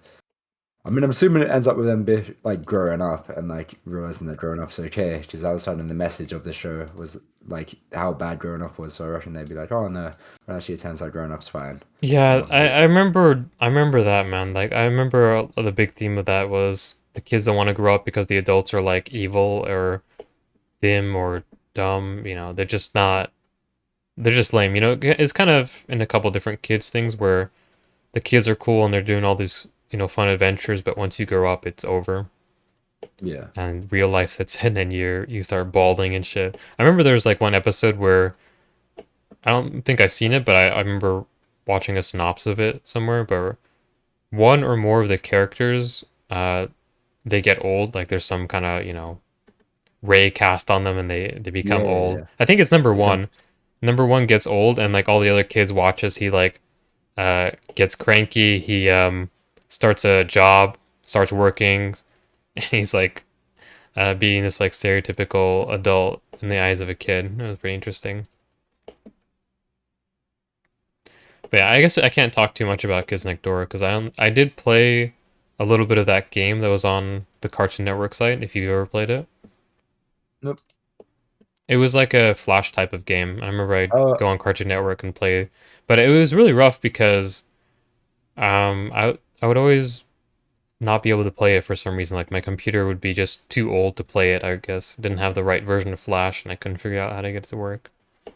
But I always wanted to play it. But other than that, I don't have too much knowledge about Kids Next Door. What was that show I was gonna think about? I don't even remember if we talked about it last recording. Maybe you do. Ed and Entity. Yeah, we did. I don't remember if we talked about it. I feel like we No, don't. I feel like no, we we just don't. talk about SpongeBob and Simpsons. No, we talked about Jawbreakers. Oh yeah, we I did. don't We know did. Did we talk about the movie though? I think we did. I've not seen the Eddie movie. I Oh, didn't even okay. know Maybe, there maybe was you don't one. want me to spoil it then. It's pretty good. Yeah. Did you watch Dexter's Laboratory? Oh, I did. Yeah, not a whole lot, but a decent amount. That's a good one. Yeah, it is. And Although I remember, it's not super high on my ranking for my favorite shows back at the time, but it was good. There were some famous episodes that I still remember. Like, do you remember the omelette du fromage or something? Yeah. When she's like, when she says, "Oh, can you speak French?" or something along those lines. It's I think the plot is he has to he has a French test the next day, and instead of actually studying for French, what he does is he decides, I'll just take the CD, I'll sleep overnight, and I'll learn French just like that, save myself some time because he doesn't care about anything but his experiments. And he does that, but the CD gets stuck on that one line, cheese omelet, and that's all he knows how to say. So when the next day when he goes to school, it's pretty funny. I don't think I remember any other episodes, honestly. Just one of those shows where the episodes blend together.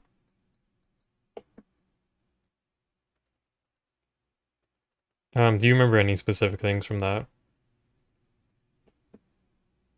Uh, from what? From Dexter's From the Laboratory? show. There was an episode where they fight in giant robots that I remember. He had a giant robot. Oh, like mecha style?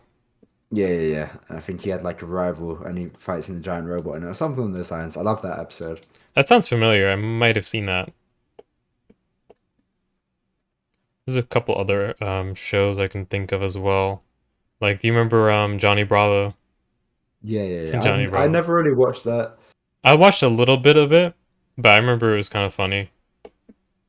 This is Did you basically about watch? this guy Johnny Bravo, who's like this Chad kind of guy in terms of like physique and his style and stuff like that, but he's like not like popular with girls at all. He's not Yeah, successful. isn't he like an incel? I guess, kind It's of. not incel because like he's actually like good looking, but the plot is like he's like really bad with women and picking up, and Could also be good looking and an incel. okay, sure, maybe. I mean, he has the I mean, from what I remember in the show, he has like kind of the social skills, but he's just very too stereotypically cheesy with his pickup lines, so it never works. Yeah. Is the thing. Also, he lives with his mother. I'm pretty sure he's kind of like a mama's boy. Yeah, so he's an incel. There we go. All right, so Johnny Bravo the incel. Um, Yeah. I don't remember too many episodes specifically, but I do remember this one episode where he goes to like this clothing store with his mom, and he's like walking around there, and I don't remember how this happens, but like his mom says like, "Oh, I'm going to a different store because I want to get like a better deal on some items," and then like somebody comes by and like asks him like, "Hey man, where's your mom?" or something for some reason, and he said, "Oh, she said she's going to a better place," and they misinterpret it as like, "Oh, she died, she passed away." She said she was going to a better place. That's the only piece of Johnny Bravo I distinctly remember, although I'm sure there's a lot more. I think it was also airing with Cow and Chicken, which I also never really watched very much of. It was that sort of side of Cartoon Network.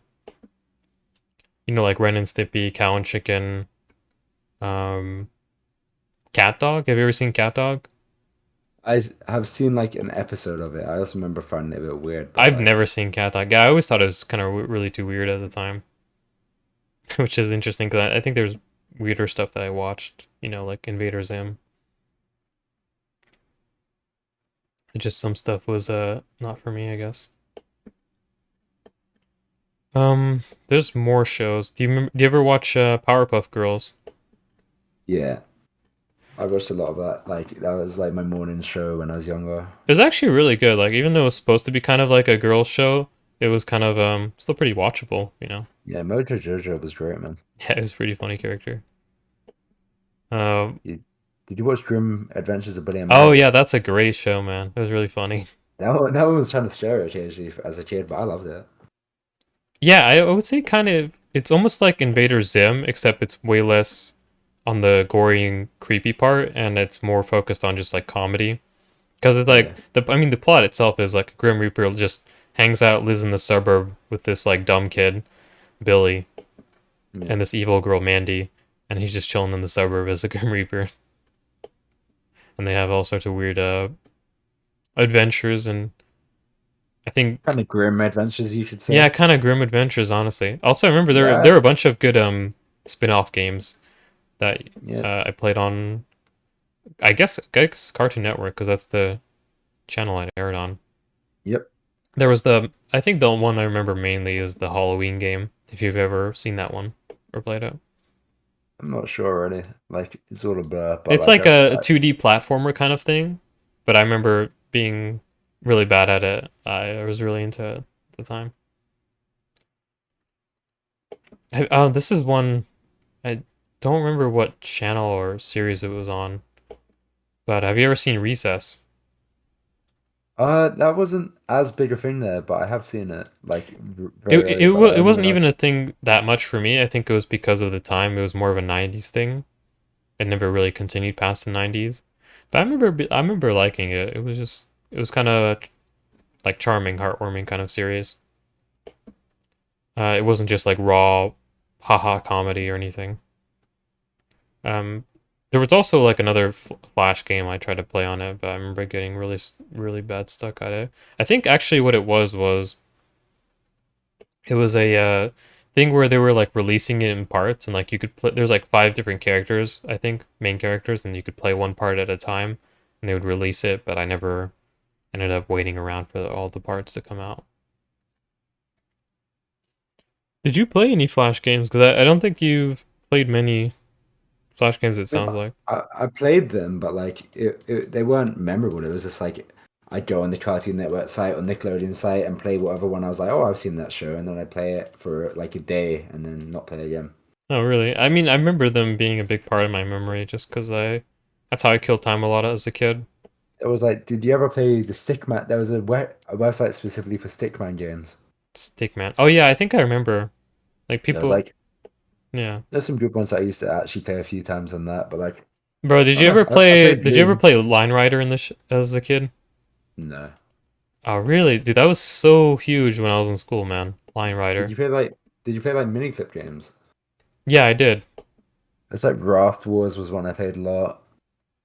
Yeah, I remember Yeah. one mini clip game where it was literally like this like car in a convertible, and like the purpose of the game is like the convertible is starting to move and you have to run and jump into it as it's moving. I don't remember if there's anything else to it, but I remember playing that a lot. I I think remember this, RuneScape went on miniclip for a while. yeah, I remember people saying that's how they found out about it, but like I said before in that video, I found out about it through other people playing it in like the computer lab. Did you ever play any of the Fun Orb games? No, I didn't.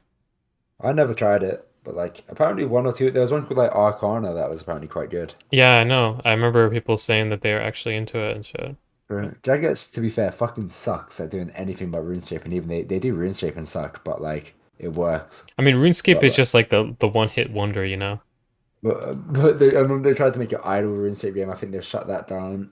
They've made so many other games that they've just had to shut down over and over. I mean, I guess it kind of is rough because, like mentioned, like you're Andrew Gower, and you make RuneScape just because you're bored or whatever, and you're making a college project, and it gets insane growth, insane popularity. And you're like, damn, I must be really good at this game dev thing. And you try to do other shit, but it never works. You're like, no, you're just RuneScape. You're just the RuneScape company. That's it. Yeah. Like I think like Blizzard can branch out and do other stuff because they're actually a I mean, huge yeah, corporation. Like people will play other Blizzard games, but Jagex never kind of made it to that. I think Mojang is developing another game as well. Speaking of like those one-hit wonders things. huh. I know, I mean, they've done other stuff since Minecraft, but it's been Minecraft related, like Minecraft Dungeons, which I haven't played, by the way. But I remember seeing a trailer for it and it looked kind of fun.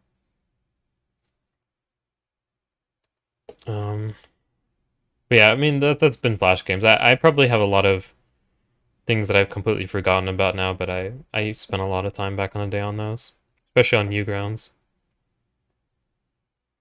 Newgrounds was really fun. Sadly, I think Flash is pretty much deprecated in a lot of modern browsers, so kind of hard to play those games now. Did you ever play any other things like besides like the cartoon related ones? Did you ever just go on Newgrounds? Hmm? Did you ever just like go on Newgrounds and play random Flash games? I played a few Newgrounds games. There was Dad and Me, which I used to play. I completed that once or twice. Oh yeah. And then they made another game called Alien Hominid, but that game's really hard. Did you ever play like Riddle School? Have you heard of it? No. I think it's a spin-off of this other famous Newgrounds game called Pico School, which is like a really violent, gory thing where you play as Pico shooting up your school, or like people are coming to shoot up your school, but like you have an AK or something and you just shoot people. And then Riddle School was supposed to be vaguely related, but it ends up just being that it's all set in a school. But it's basically a point and click puzzle game where you kind of trying to, go through the school, figure out you get some items, you put them together, and you figure out how to move on to the area and escape the school is the goal. Because like you're this bored student who wants to go home, and they made like 4 different sequels of it, and it's actually gets really good. So I recommend that trying that if you're ever just bored one day. Try out Riddle School. Okay. Besides that, I tried some other point and click adventures which were really fun. Like there was Nick's Weird Adventure, I think it was called. It basically is in like a mall, and you're trying to figure out how to get home because the mall is closed, and for some reason the character thinks the only way to exit the mall is to go up the escalator, but the escalator has no power because it's after hours, and so you have to like figure out how to get out. Like you have to go to these different stores and collect these different items from different people, and then put them together and go there. And then there's like a sequel which is like way longer, but has all these funny um, different parts that you can go to. I don't know. I've always liked the point and click adventure kind of thing. Just figuring out how to solve it. Yeah. So yeah, we just took a little diversion on Flash games, but cartoons. Anything else? We'll probably wrap up soon, but anything else you can think of? Yes. There's a few. There was one called Shaolin Showdown, but I doubt you've seen that. Yeah, it was one of the things I remember being on at the time, but I never watched it. I wish I'd finished that, but it was just one of those shows that, like, instead of like ever finishing, it seemed to just rerun a lot of the old episodes when the new episodes were like somewhere. I loved that show. I would have loved to finish it and know how it went, but yeah. Johnny Test. I Johnny liked it Test, I as a, never watched. It was kind of I like, liked it as a kid, but didn't like it. Like, grew out of it quite quickly. yeah, I think when Johnny Test was airing, I was kind of growing out of those kind of cartoons, and I thought it was, I don't know, I just didn't think it was cool. Johnny Test was always like uncool to me. It definitely borrowed a lot of ideas from Dexter's Lab as well. To be fair, Yeah, I just felt it just didn't feel that as good. actually, no, I guess it was a bit of a switch around, but yeah, yeah, it was just what was on. Regular show and Adventure Time later, but those were great cartoons when I was older. I never watched those actually. They're actually really good, Yeah, I've heard it. especially I've heard it, but I've regular just show not been. especially. But yeah, I've just been not a cartoon person yeah, ever since I was a kid. uh, yeah. But I just earlier, I mean, Stubert Doobert, It's what? fucking Stubert Doobert, Scooby Doo. Scooba Dooba. Yeah, Scooby Doo's an old fucking cartoon, but they've made a Yeah, lot of shit. honestly, I like the movies are incredible. Scooby Doo is amazing, man. Like I fucking love that Do you have show. any favorite Scooby Doo movies? Because they've made a lot. There's one where they go into a video game and jump through loads of levels. Oh yeah, I love that one. That's actually really fun. That was one of the. I think that actually scared me as a kid, and that's why it's my favorite now. But like, there's the Hetz one that stands out to me. Oh yeah, where There's they go to like this town and it's like this. There's the actual giant. witches and stuff. Yeah, yeah, The Hex Girls, I think, uh, are some like rock band, but they yeah, yeah, are considered witches. yeah. They're actual witches, but yeah, they're also a band. There's the episode where, I mean, the film where they accidentally date aliens. Oh yeah, it's like an Area 51 episode. Yeah, they're in like Nevada or some shit, and they find this cute female dog and female, and like date them, and it ends up with them being, I think they're Australian, and then they turn out to be aliens at the end. Maybe they weren't Australian. Maybe I'm imagining, but I thought they had an accent, and they were like, oh, I'm Australian. Maybe not.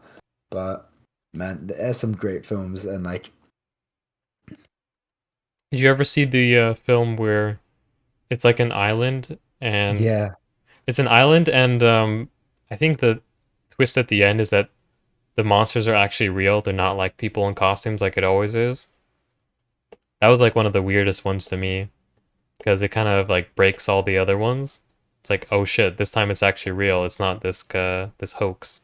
I mean, in a lot of the films, it was kind of like that, where they were usually real, which is like the aliens are No, actually no, the aliens. aliens was definitely being like staged by like government employees or something. It was being faked by someone, I remember. No way, you're saying this goes CIA level. I don't remember if they made it the government or if they made it some kind of like alien. You know how like there's people like who are Area 51 fanboys and they go out and they go alien watching and shit. Oh, do you remember when the people were gonna raid Area 51? Bro, I can't believe that never happened. It was so fucking cringe. Have you seen the clips of people who actually went on the day? No, I didn't know people actually went, bro. People actually went. It's like painfully embarrassing. Oh, what happened? Did you just get like turned away? It's like, oh shit, I'll go Not really on. turned away. They just kind of like had a little like I guess party outside, and then no one jumped anything, and they all went home. I just remember finding it funny that when the Facebook like group was getting traction, people were say like making videos about what would actually happen if all these people really showed up and tried to rush Area 51. You know, it's like people were actually kind of worried. But I mean, most people were pretty sure that it was just bullshit. Like no one was gonna come, or What like if a couple people were Keanu gonna come, but Reeves they're not led gonna us? do it. Hmm? It was. I remember that was in like the craze of people loving Keanu Reeves, and they're like, Keanu Reeves is gonna lead us to victory, and Bro, this there and were that. so many fucking memes about the Area 51, right? It just become this huge like thing. People were just throwing all kind of different references and stuff on it. Then the router runners, the Keanu Reeves, the gamers. I think the meme was like everybody lets Naruto run into Area So, 51. yeah, so you don't get hit by bullets or Yeah, something. just it was good times, man. Man, when did that happen? I feel like that happened a long time ago now. Like 2 years ago, maybe 3. I guess I, it was probably pre-COVID, probably wasn't it? probably like 4 years ago, if I'm being honest. Really? Who knows, man? Like 2017-ish, maybe. Damn, dude. We need to Good do that time. again now. We need to Mm. all actually let's get all the boys and go to Area 51. Drain code goes to Area 51. Um, trying to think if there's any more cartoons pre 2010. I'm sure Hmm. there's some. I mean, yeah, but like if they're not standing out, we probably haven't seen enough to really talk about, really. I don't know if this was pre 2010. I think it might have been. But you ever seen Camp Laszlo? Nope, never heard of it. No.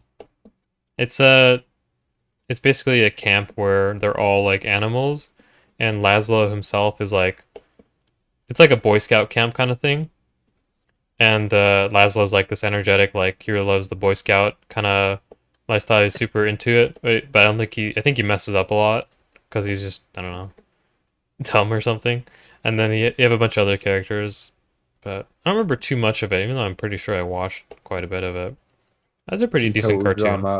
Total drama island. Oh yeah, dude, I've actually seen a lot of Total Drama, and although they made so many that I eventually Yeah, stopped watching. that's the thing. Like I'd seen a lot, but it just continued forever. But like, I had so many crushes on the girl characters when I was younger, man. Really, bro? I never understood that because I thought the animation was just really weird. Like everyone was very pointy, you know? Like if you look at the characters, like their heads are like just black squares on the ends. The way they color them in. All right, so bro, who's your favorite fucking characters there? Let's go. What in Total Drama Island? Yeah. Man, I'd have to look up. I think there was like the goofy girl. I had a crush on her. Are we on about who I had a crush on, I or are we think just on I think about she was like the brunette, slightly darker skin, like brownish skin. there's Gwen, who was like the like The cranky girl, and there's the Gwen other was like the girl. OG goth girl. She might have even started that whole shit. Oh fuck! Oh yeah, Gwen was it? Yeah, no, Gwen's the goth girl that I like liked. Uh, Yeah, I figured. then there was Bridget and Courtney. I thought were like hot. Mm-hmm. Actually, and Bridget then and Courtney. I think Courtney was Bridget's like the goofy blonde, then Courtney's like the like tanned girl. she's like stuck up, sort of shortish hair. Yeah, and then there's Heather, who's like the not nice person. I didn't have a crush on her. She didn't make the list of like 8-year-old me or whatever. We don't like Mean Girls, man. Nah, not a fan. But I yeah, don't even that's remember how Total that's my Drama tier Island list. ended, bro, but it was pretty Well, there's good. 5 fucking seasons. No, no, I think but they just like the want. different seasons are like different. Like they come back. Like there's like a sequel season where there's like it's like a different challenge basically. So I'm pretty sure in the first season they finished their challenge or whatever, or maybe not. Maybe it was like Total Drama Island, 5 seasons, and then they make a separate series for the continuation. But I know there was more than one.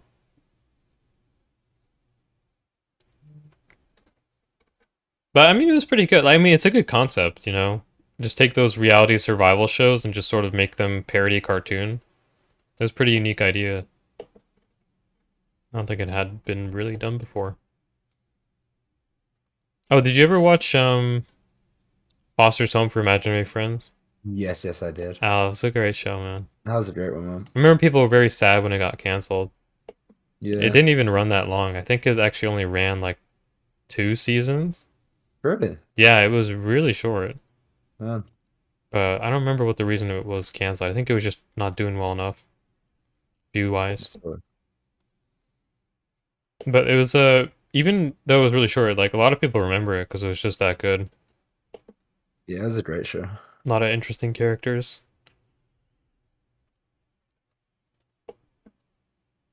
But now that you think about it, it's basically about this kid who has like an imaginary friend. He goes this other like big like foster home basically for all these other imaginary friends that have been abandoned, I think was the plot, right? Yeah. Kind of sad.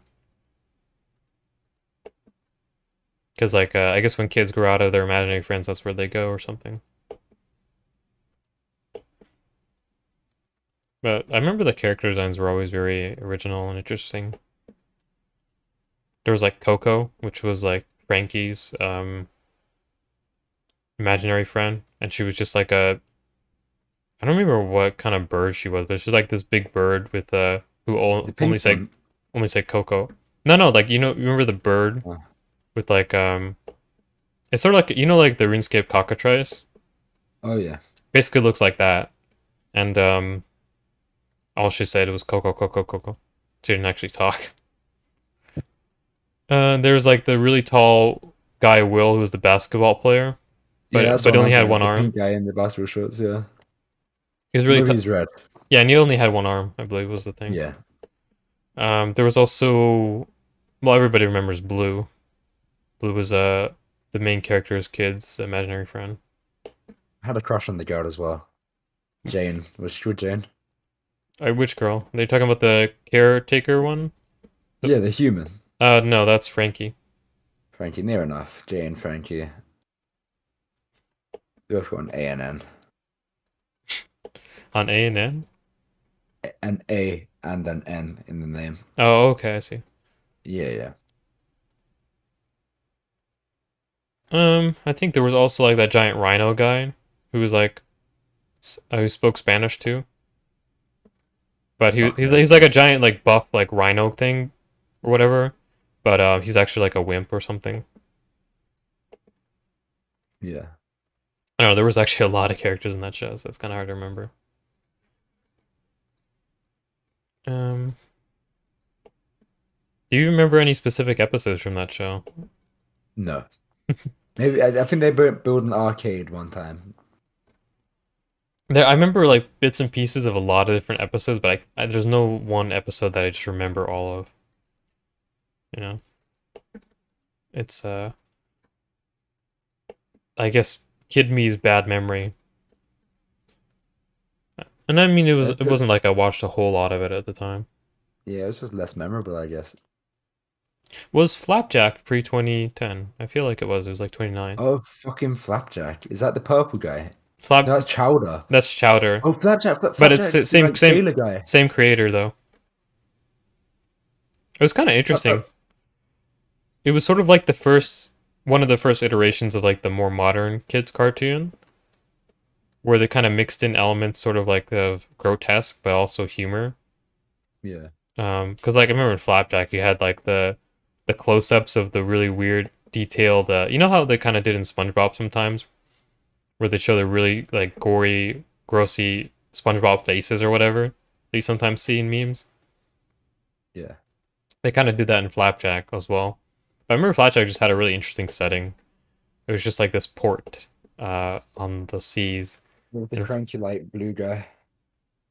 Yeah, like the sailor, and the guy is like a Yeah. deadbeat, but he's sort of like a father figure to Flapjack, and Flapjack just wants to become this great like pirate adventurer kind of, you know, sailor. He wants to become this great sailor like he thinks this guy is, and this guy's just kind of like a washed up deadbeat. And but they're always trying to get to Candy Island is the thing I remember. Yeah. And do you remember like the bar guy? I think it wasn't a real bar, it was like a candy bar. He had a candy wife. And he was very creepy. Because like the wife when they showed it is like literally made of candy. It's just like I don't know. I think in the show there was like supposed to be kind of like a real person, but it also showed him coming off as kind of crazy. Yeah. Like one of those people. I think it was parodying one of those people who make like life-size dolls and with hair and stuff like that, and just put them in the corner. It's like, oh yeah, that's my girlfriend, that's my wife, or something. Have you ever seen those people? I've seen like a video of someone like that. Yeah, I've watched like little documentaries on them. Mm-hmm. That's very interesting. And then the whale also. Do you remember that? No, the whale's what I remember. Yeah, the whale is like supposed to be because she sees through the I remember what the guy's name is, but you know the main sailor guy, the Yeah. deadbeat. She's always seeing through. Is like, hey man, take care of Flapjack. Stop being, go take him on an adventure or whatever. Show him how to do this or something like that. Don't just sit around and drink all day. But that was a good show, man. It was actually interesting. I did watch Chowder though as well. Chowder was pretty good too. Oh, fuck! I watched. One sec, I'm not trying. I watched this weird one. I think it's called Over the Garden Wall. Maybe one sec. It's called Over the Garden Wall. Over the Garden Wall. Sounds almost vaguely familiar. If you post a picture, maybe I'll know. One sec. It was from 2014, to be fair, so it doesn't fit their thing. But I just want to talk about it anyway.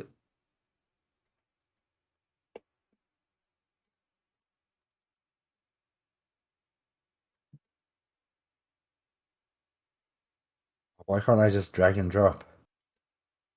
No, maybe I can with this. No, I can't just drag and drop images. What has the world came to? I just like copy and paste it.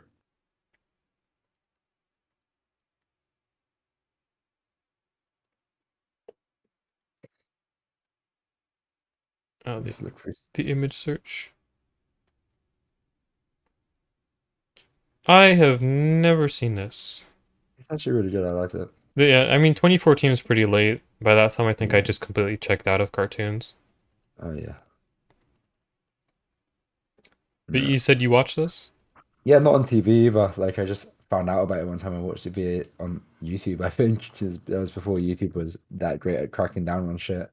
Oh So I yeah, just dude, watched. old YouTube was so fucking good. You just had like full I remember I watched a lot of like cartoons on YouTube, just full seasons, because people would just upload them and they wouldn't get taken down for a long It time. was the fucking Wild West, man. I remember one of my favorite Call of Duty YouTubers called Operator Perry one time just uploaded in like 2 or 3 parts, just a full film on his like partnered channel. Yeah, It was dude, you could just get away with anything. Now it's so crappy. Like all the actual YouTubers, they don't even use real music in their videos. They Oh always yeah, they put have like to use like royalty-free music or like game music or this. they all use like the same royalty-free music too, man. It's so fucking dull. I mean, It's a bit better than it was. Like for a bit, it was like everyone was using no copyright sounds, which was all right. It had a lot of music on. no, but like some people Or use they the would same use like tracks for you remember like like the jingles, like there was I think it was ukulele, like the happy ukulele with a few like triangle notes. oh yeah. And do you know the one I'm talking about where it's like let's say it's a PKing video and they're like sneaking up on someone or something. Oh It'll no, for that RuneScape it's like YouTubers in are the worst for it. all that's like in all the fucking ones where they're doing that. And yeah, I just hear it all the time. So I kind of miss when they would play actual music and shit. Because that used to be a lot of old RS YouTube. They would just literally put videos of them playing and put some track they like. Linkin Park and shit. Yeah, literally just him PKing in 2007 with Linkin Park playing. The days, man. But like PJ montages and shit are how I got into a lot of music back in the day and like RSMVs. So it's trying to start like I feel like the 10,000 views on the unmonetized video is better off and better publicity for them, which eventually led to me like buying their songs on iTunes than it was to like remove them. But Yeah, I mean, just copyright law in general, kind of crazy. They're so hard on pretty much anything, and now they have the automatic detection thing too, Oh so yeah. it just gets demonetized. I mean, it doesn't get taken down. Like it used to get muted and taken down. Like I remember back in 2012 or something. It was really annoying. But now you can pretty much put whatever music you want, and the worst that'll happen is it won't be available in some regions. Like I've had that happen on a few videos, and where it just says like, "Oh, this video is not available in Germany" or whatever. Yeah. Fuck. But I still put music in my videos because I'm Look at I'm a you, real bad OG boy. YouTuber at heart. Fuck the money, man. All about the Yeah. community.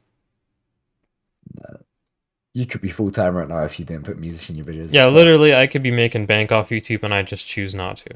Yeah. Subscribe to our Patreon. Yeah, I think we're gonna wrap it around there. Yeah. This video is gonna be insanely long.